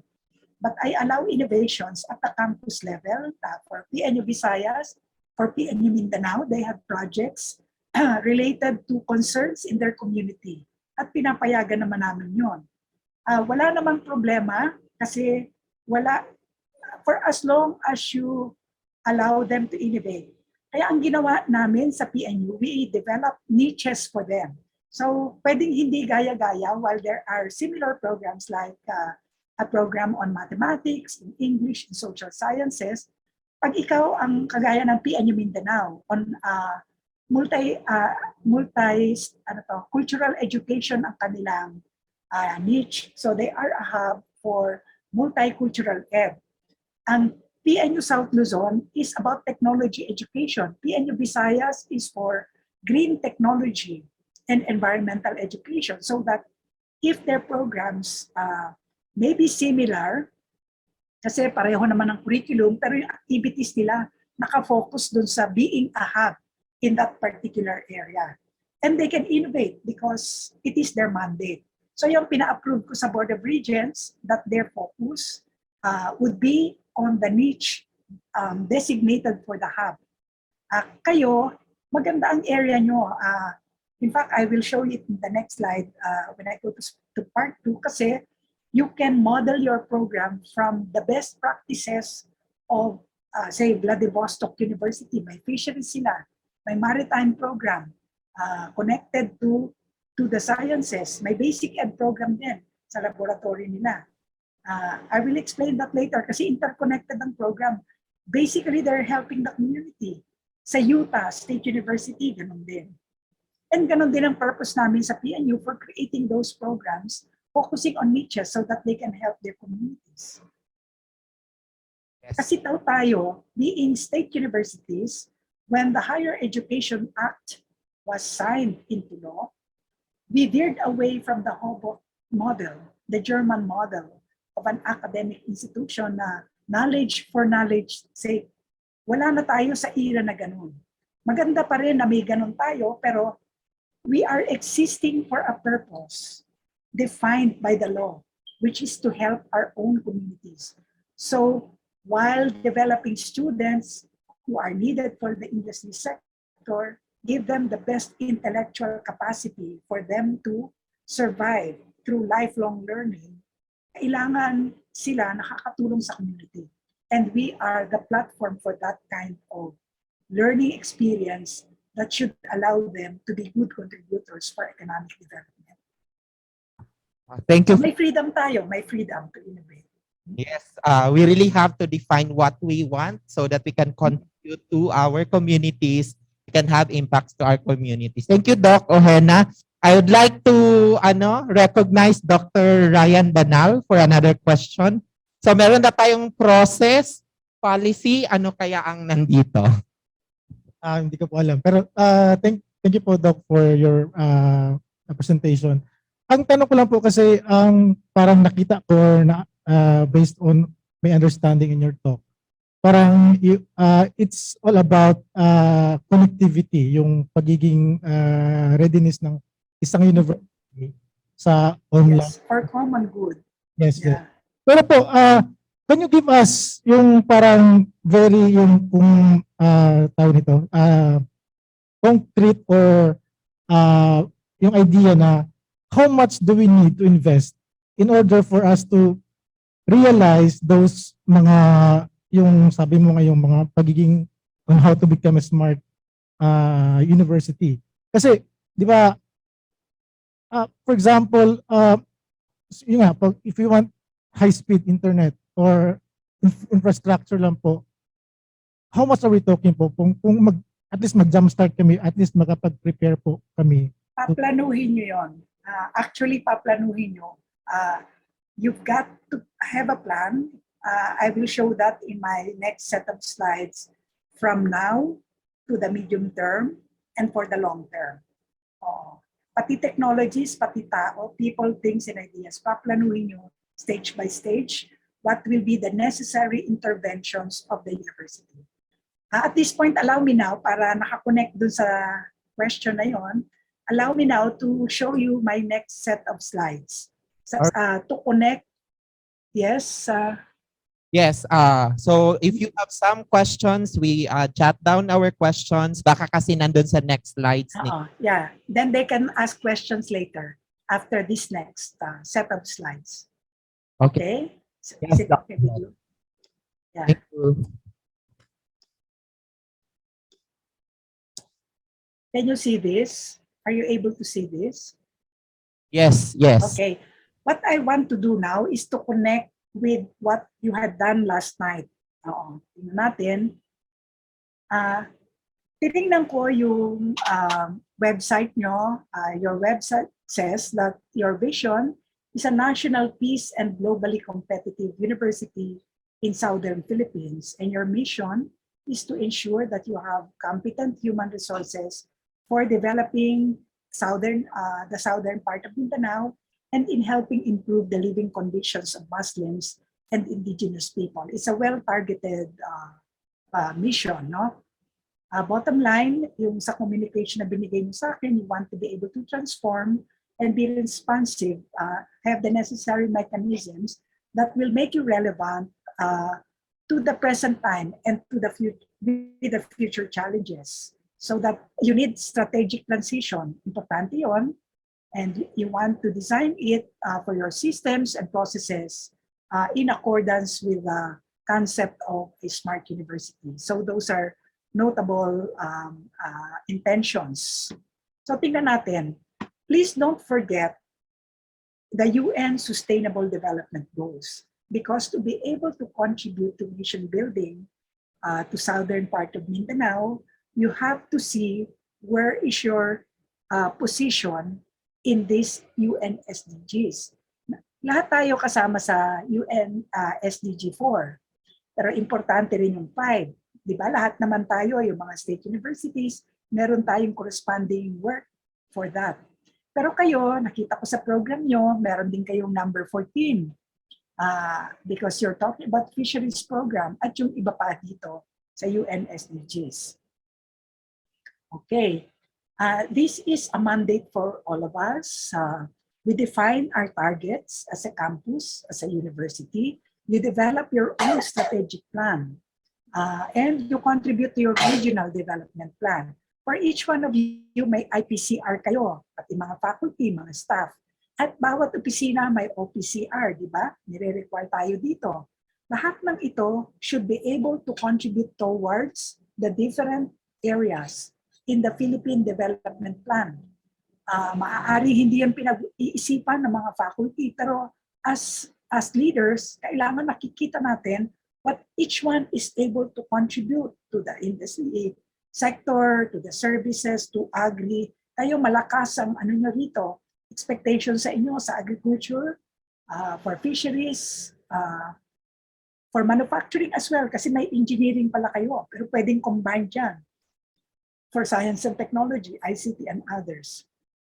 The bottom line here is that as you look into your contributions, you should be able to contribute to curriculum dev, to R&D and extension services. At pabalik din in terms of what this can influence people working in the different offices. So that penultimately, your efforts will contribute to national and regional development. So sana yung wag makakalimutan ng ating mga leaders, ng ating mga faculty and workers in the university. All of us have a role to play in making sure that we're contributing to regional and national development. So the education aspect for universities is not only for education for itself, education for education, but education for nation building. So tingnan natin, may mga assignment bawat SUP, may mga assignment. Ito binigay ng CHED noon insofar as the Philippine Development Plan is concerned. Are we responding to this? Nasaan tayo insofar as that is concerned, no? Okay.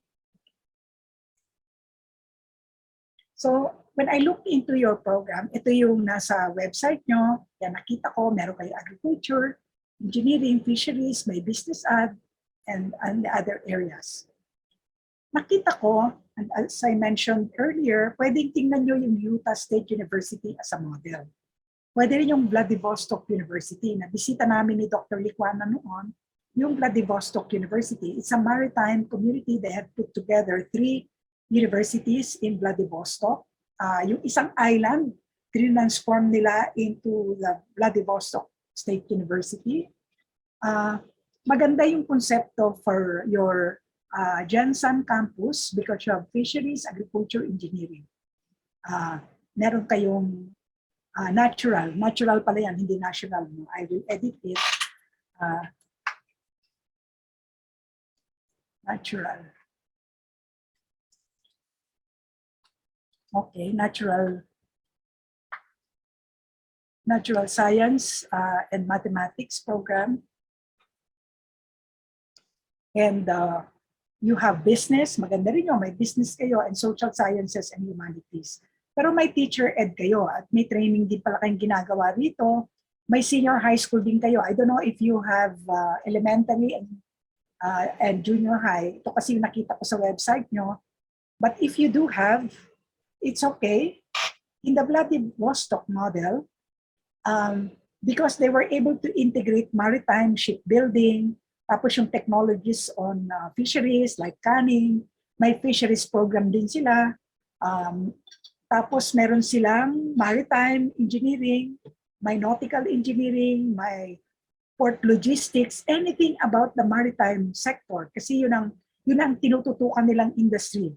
But when we visited, I told Dr. Liquanan, let's visit the lab. When I saw that there is a basic ed program, the laboratory school, so sabi niya, sige, tingnan natin. So when we went there, I was happily surprised to see that their learning materials for grade 3, we visited the grade 3 class and grade 5 class. Andun yung mga ano nila, it talks about fish, doesn't talk about apples and oranges. Ang pinag-uusapan nila ron, isda. Siguro doon sa ibang campuses, ibang universities in Russia, they were talking maybe about other fruit products that they have. Sa inyo pwede kasi may agriculture kayo. Pero hindi alien yung mga examples dun sa mga bata at the elementary level. They were talking basically about the same thing for which university students are being trained on, so that their mindsets are already prepared that this is your community, this is the product that you can see, these are the things that you have to take care about, these are the things that you have to count in mathematics, that you have to analyze as citizens of that community.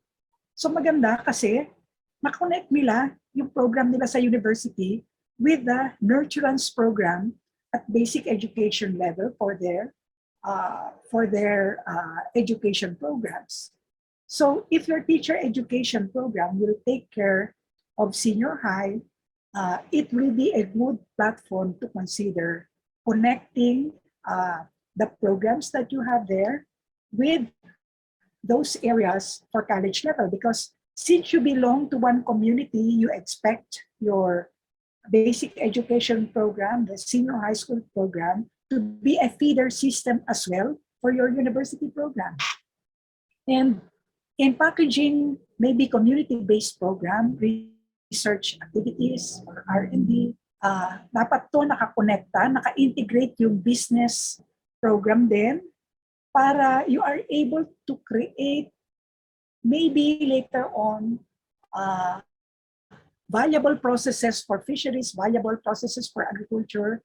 Engineering can connect with those two as well. For automated systems, baka pwedeng gumawa rin ng robots for farming, robots for agriculture, para part siya ng research activity. Tapos may business model kayo for farmers that they can earn from certain technologies that you can introduce into the system.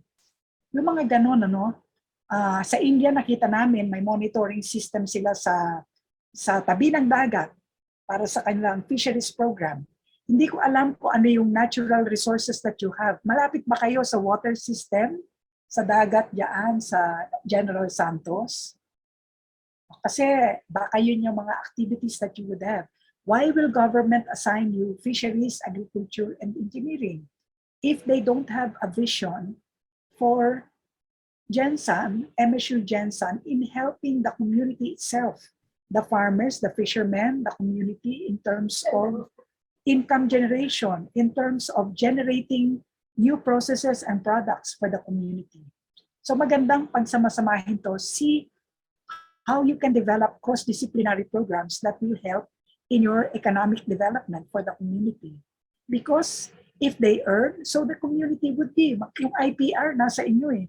Nasa inyo yung IPR ng ibang technologies and gadgets that you will be able to create. So tingnan natin, if you take care of your regional development efforts in the old system, yung nasa taas, old system yan, I relate this to input, process, output, outcomes. Have a way of thinking in that manner for your program. So your faculty now defines the program. So kung marami kayong faculty in a particular area, you develop the program. So kung minsan in other comprehensive universities, kahit hindi naman kailangan ng community nila, they will develop the program because they have so many people on educational management. O di sige, educational management ang program natin kasi maraming ganun. But do teachers really need education management? They need teachers in math. They need teachers in physics. They need teachers in biology. Yun ang kailangan. Pero dahil ang comprehensive universities, maraming ed-ed, puro ed-ed ang kanilang master's and doctorate program. which may not be needed ng basic ed kasi sila, if you look at their courses sa K-12 program, yun ang kailangan nila, di ba? So tingnan natin, our programs are disciplinal, our internship program, pag nag-graduate sila, is a solution. Kaya dito, kailangan mag-internship kahit graduate na kasi may mismatch with industry. Kaya nga, less ang contribution na direct to regional development. The formula that we are proposing is consider the regional development plans, the UN SDGs, so that you think of the programs that are necessary in fisheries, in engineering, in agriculture, so that you start, as your input, you start with the programs. Ano yung programa that will be essential, that will make a difference in the development of the community for regional development and national development. And then define what the faculty needs so that they can collaborate, they can capacitate, bibigyan nyo ng training, bibigyan nyo ng appropriate upgrading. You will allow them to collaborate as well so that you can develop a collaborative program that will future-proof your graduates so that there is proper alignment later with the industry requirements. So that's our advice. You look at the input process output outcomes model. This time in terms of the regional development goals, particularly for your mandate in the community and the programs. In terms of strategic planning, the thing that you will be doing right now, these are the basic questions. Where is MSU Jensen now? Where does MSU Jensen want to go? You need to clarify your end in mind. Where do you want to go? And how will you get there? Here you define what strategies are needed. Ano ba yung mga strategies that are important? Because you want to know how you will get there. And in terms of strategies on how to get there, to your end in mind, what are the strategic actions that will be needed? So ito yung mga kailangan because you understand that there are challenging situations. There is VUCA, vulnerability, uncertainty, diba? Complexity. Okay? May internal environment at meron din external environment. Na pinakita natin kanina, this is the reality, but in strategic planning, kailangan mo lahat na tanong na yan, simple lang, where is the campus now, where do you want to go, and how will you get there in terms of your dream. So tingnan natin, yung listahan ibinigay sa akin ni Joe Park, kanina nakita ko naman siya, pero you will need to reclassify them to people, things, and ideas. Kung people, faculty. So sa faculty, titingnan nyo your internal environment and your external environment. You will identify their strengths and their weaknesses, limitations nila. Saan sila mahina base sa pangarap nyo as a university, as an institution. Look for opportunities. Ano ba ang opportunities at CHED, at DOST, for faculty dev, if you define that as an important one. Is it long-term training towards a degree or short-term training in terms of capacity building? What are the threats pagdating do sa faculty? Pag tinignan nyo naman yung estudyante, students, people din yun. What are the strengths, their weaknesses, opportunities, and threats? For leaders, ano rin yun? What are the strengths, weaknesses, opportunities, and threats? So you have your initial results. I've seen the list on that. And i-map out natin according to this. So that here, titingnan nyo based on the initial results, isa-isa yon. Kung gusto nyo tignan yung technology, isa-isa din. Kasi ang Smart University, hindi lang equipment, hindi lang yung LAN, hindi lang connectivity. Lahat yan, pag dumating ka sa area ng things, sa things, kasama na yung LAN, kasama na yung learning Learning space, kasama yan. Kasi yung classrooms, how do you redesign the learning space in school? What about the cloud? Design mo rin yan, part ka ng things, no? Ano pa yung things that are necessary, gadgets, kailangan mo ba ng mga camera sa security, etc., etc. So, you have to go more specific as you look at things, as you look at people, as you look into ideas. Pagdating sa ideas, ano bang researches ang dapat gawin that will help in the fisheries sector, in the agriculture sector, kasi doon kayo nakalublog. Anong pedagogical approaches will be better? Anong community engagement ng estudyante? Puro ideas yan, ha? Puro ideas. In terms of networking, sino ba yung ka-network mo dapat sa government to strengthen your agriculture, fisheries, engineering sector? Sino yung dapat mong kalink among the other universities, both the SUCs and the private universities? Kasama rin yan, ideas for networking. Pagdating sa income generating, ano yung pwedeng mai-output ng iyong programa sa research, extension services? How do you make sure that while you earn as a university, the others in the community also earn? Yung mga farmers, yung mga fishermen, paano rin sila kikita? At paano ka rin kikita? In partnership, pwede namang kumita pareho, di ba? Yung clients mo at saka ikaw as a university. And penultimately, pati faculty, kasi magkakaroon sila ng royalties because of ideas and products that they're able to create. Kayo lang ba gagawa nun? Hindi. Kasi kung kailangan nyo ng tulong ng mga taga-DOST, ng mga nasa marine sciences ng UP, ng other universities, pwede naman. Hindi naman ito exclusive domain na kayo lang. Kasi if you need help to strengthen your capacity, pwede naman. So lahat yun, pag-iisipan nyo rito. Pag-iisipan nyo rito, you will talk about, you will identify specifically items for people, items for things, and items for ideas. The bottom line here is that you define the current condition, you define the strategies, you define the actions. Ano bang, for faculty, ano bang gusto mo dyan? May long-term training ba? Are there people that are needed to be sent for masters and for PhD? Do you need a training on data science para in the projects that you would do, in the analytics that you would do for a smart university, you want to be trained in the short term, people on data science in all aspects, yung faculty, so that maisasama nila sa training, sa program nyo, yung mga staff para ma-operationalize nila yung concept ng data science sa operations nyo, in finance, in admin, and others, sa security, ganun din. And then,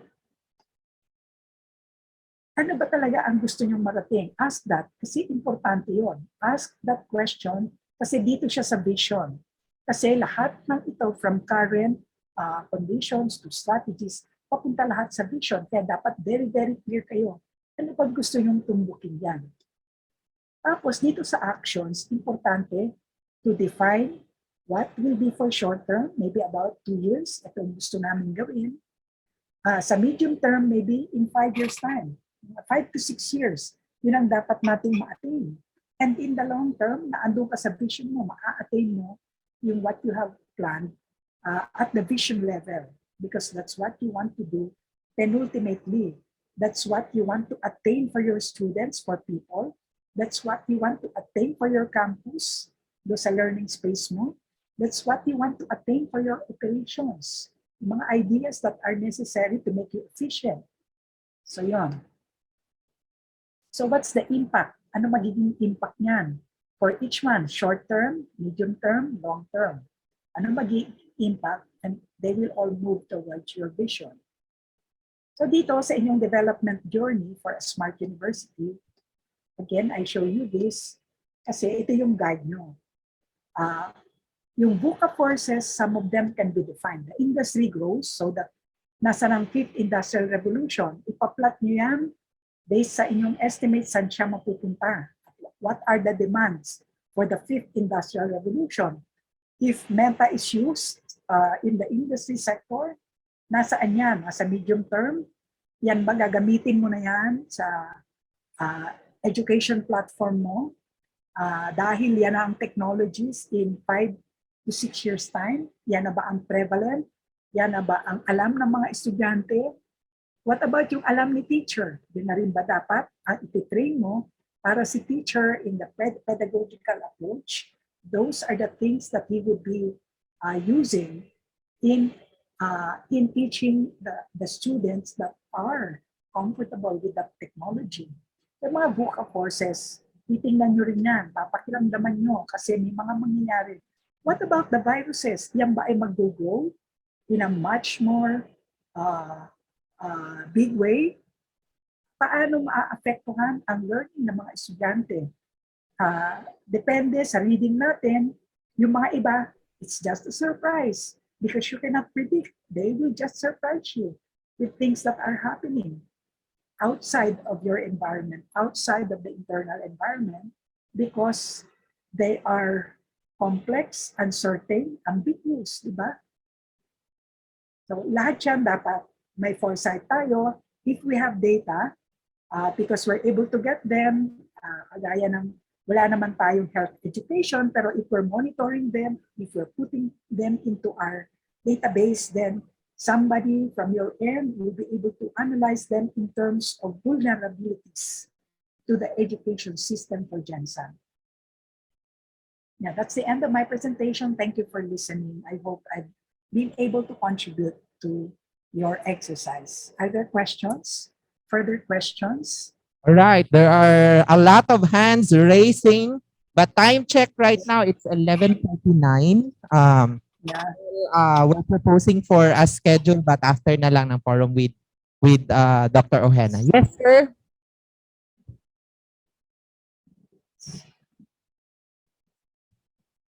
Good morning, ma'am. I'm very grateful of your educating us here about the Smart University.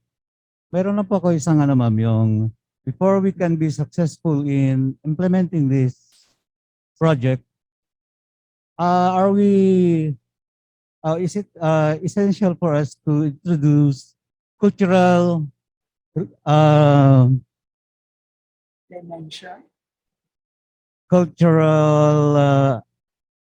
what is that?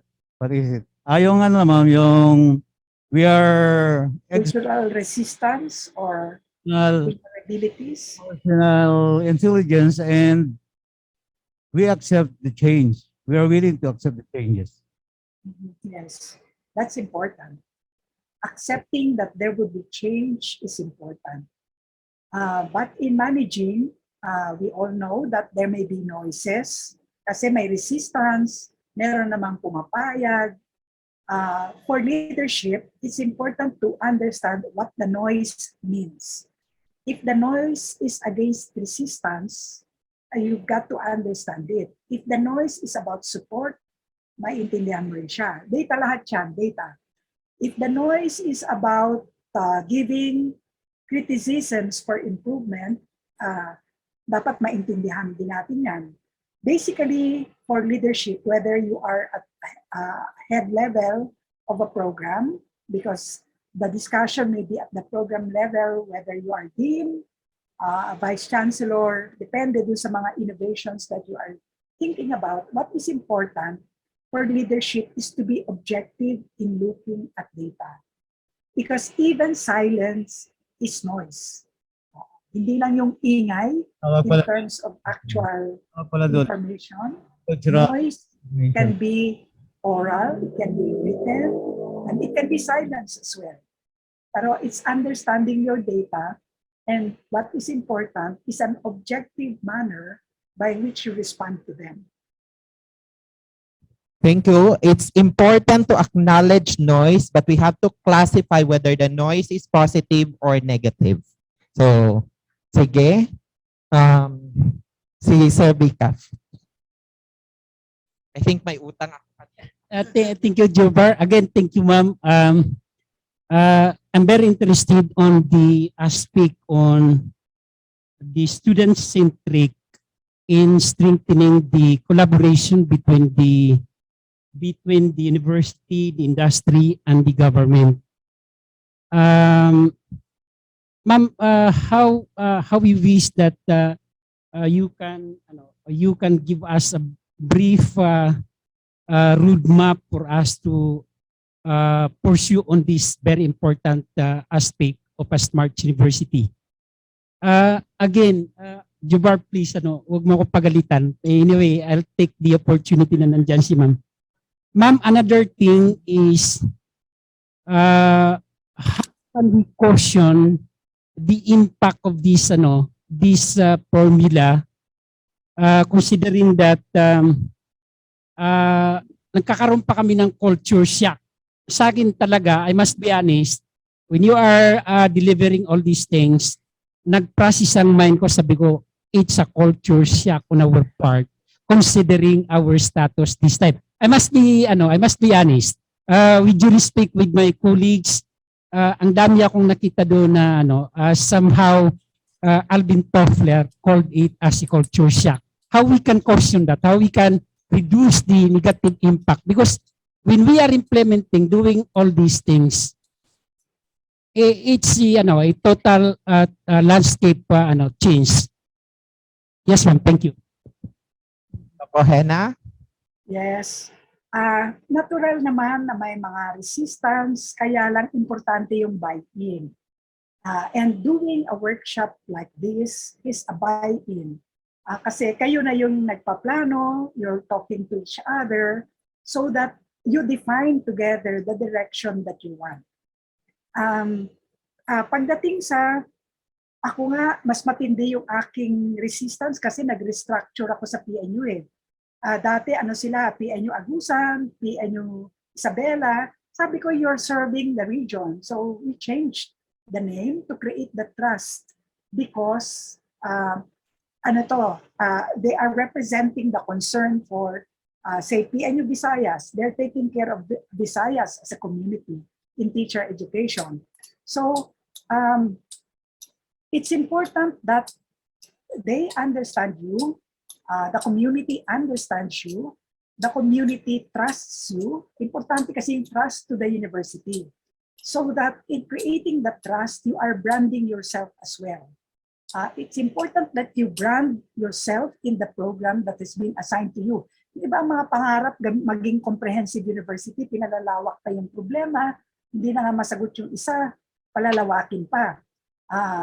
And that was the problem about other normal schools na naging comprehensive. Hindi mo naman mapuntahan lahat. Others would have better capabilities, but others don't have.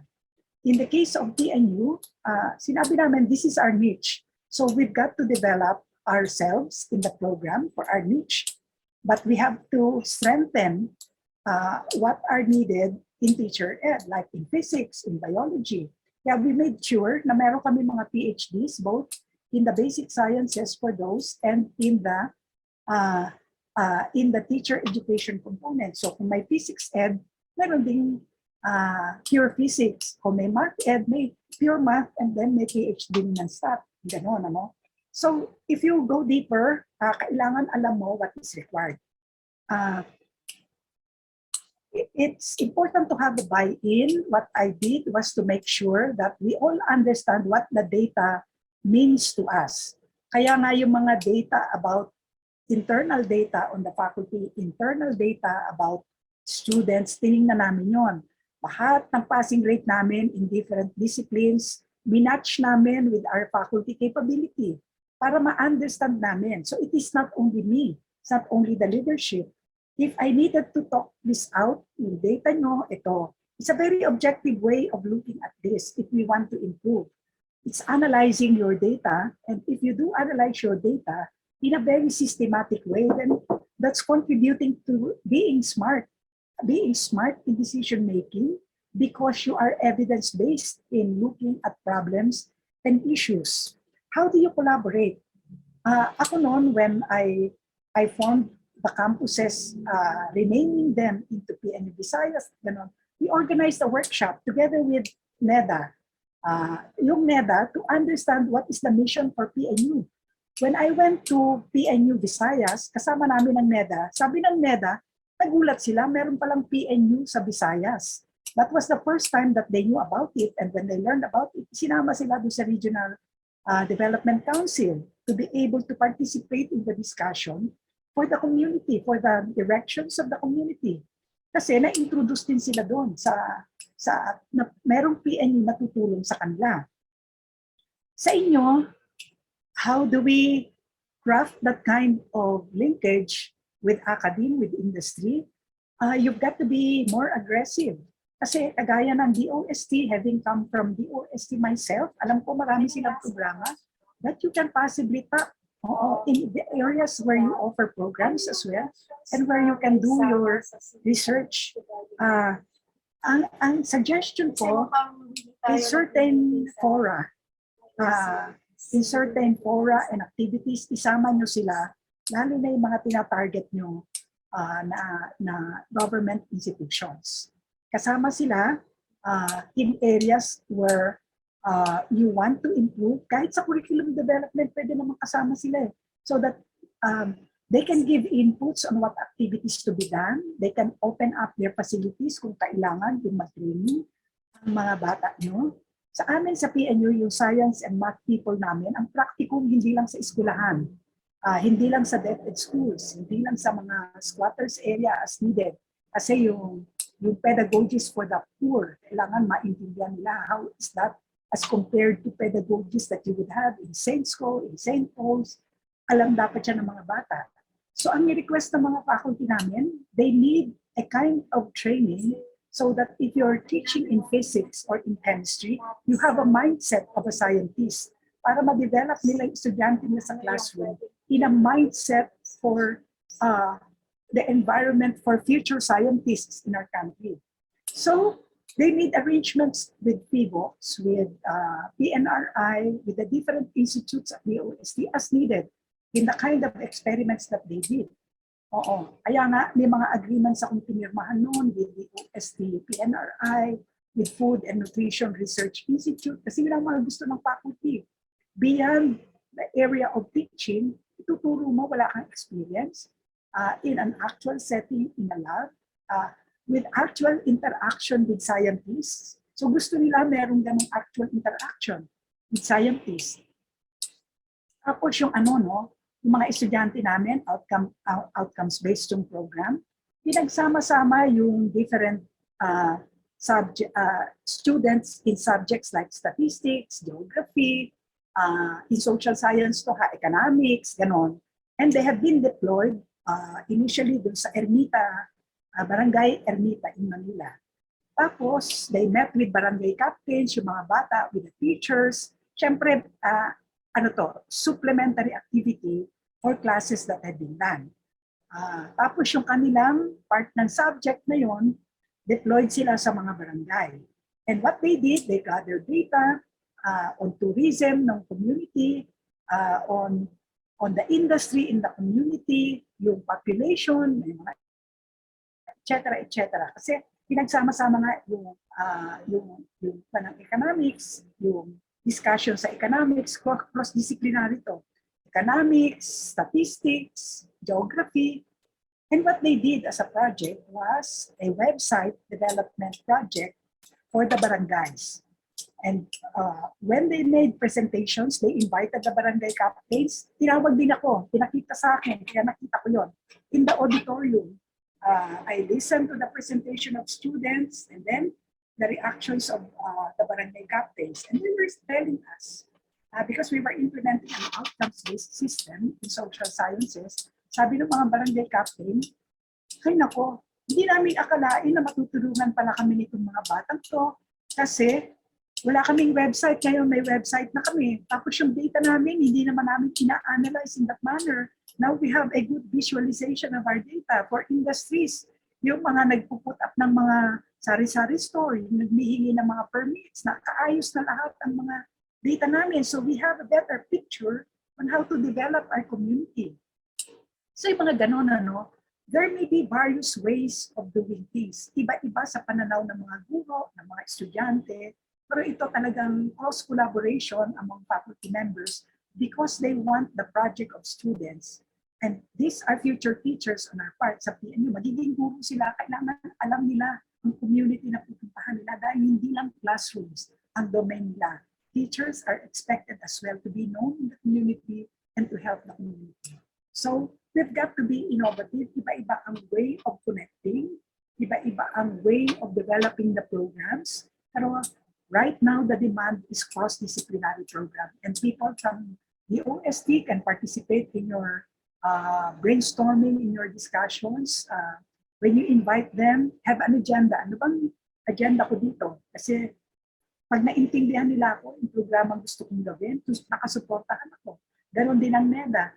Pag nagustuhan nila sinasabi nyo, baka isama kayo doon sa planning council nila o kaya doon sa program nila that will involve networking with foreign institutions. Mga ganon. Thank you.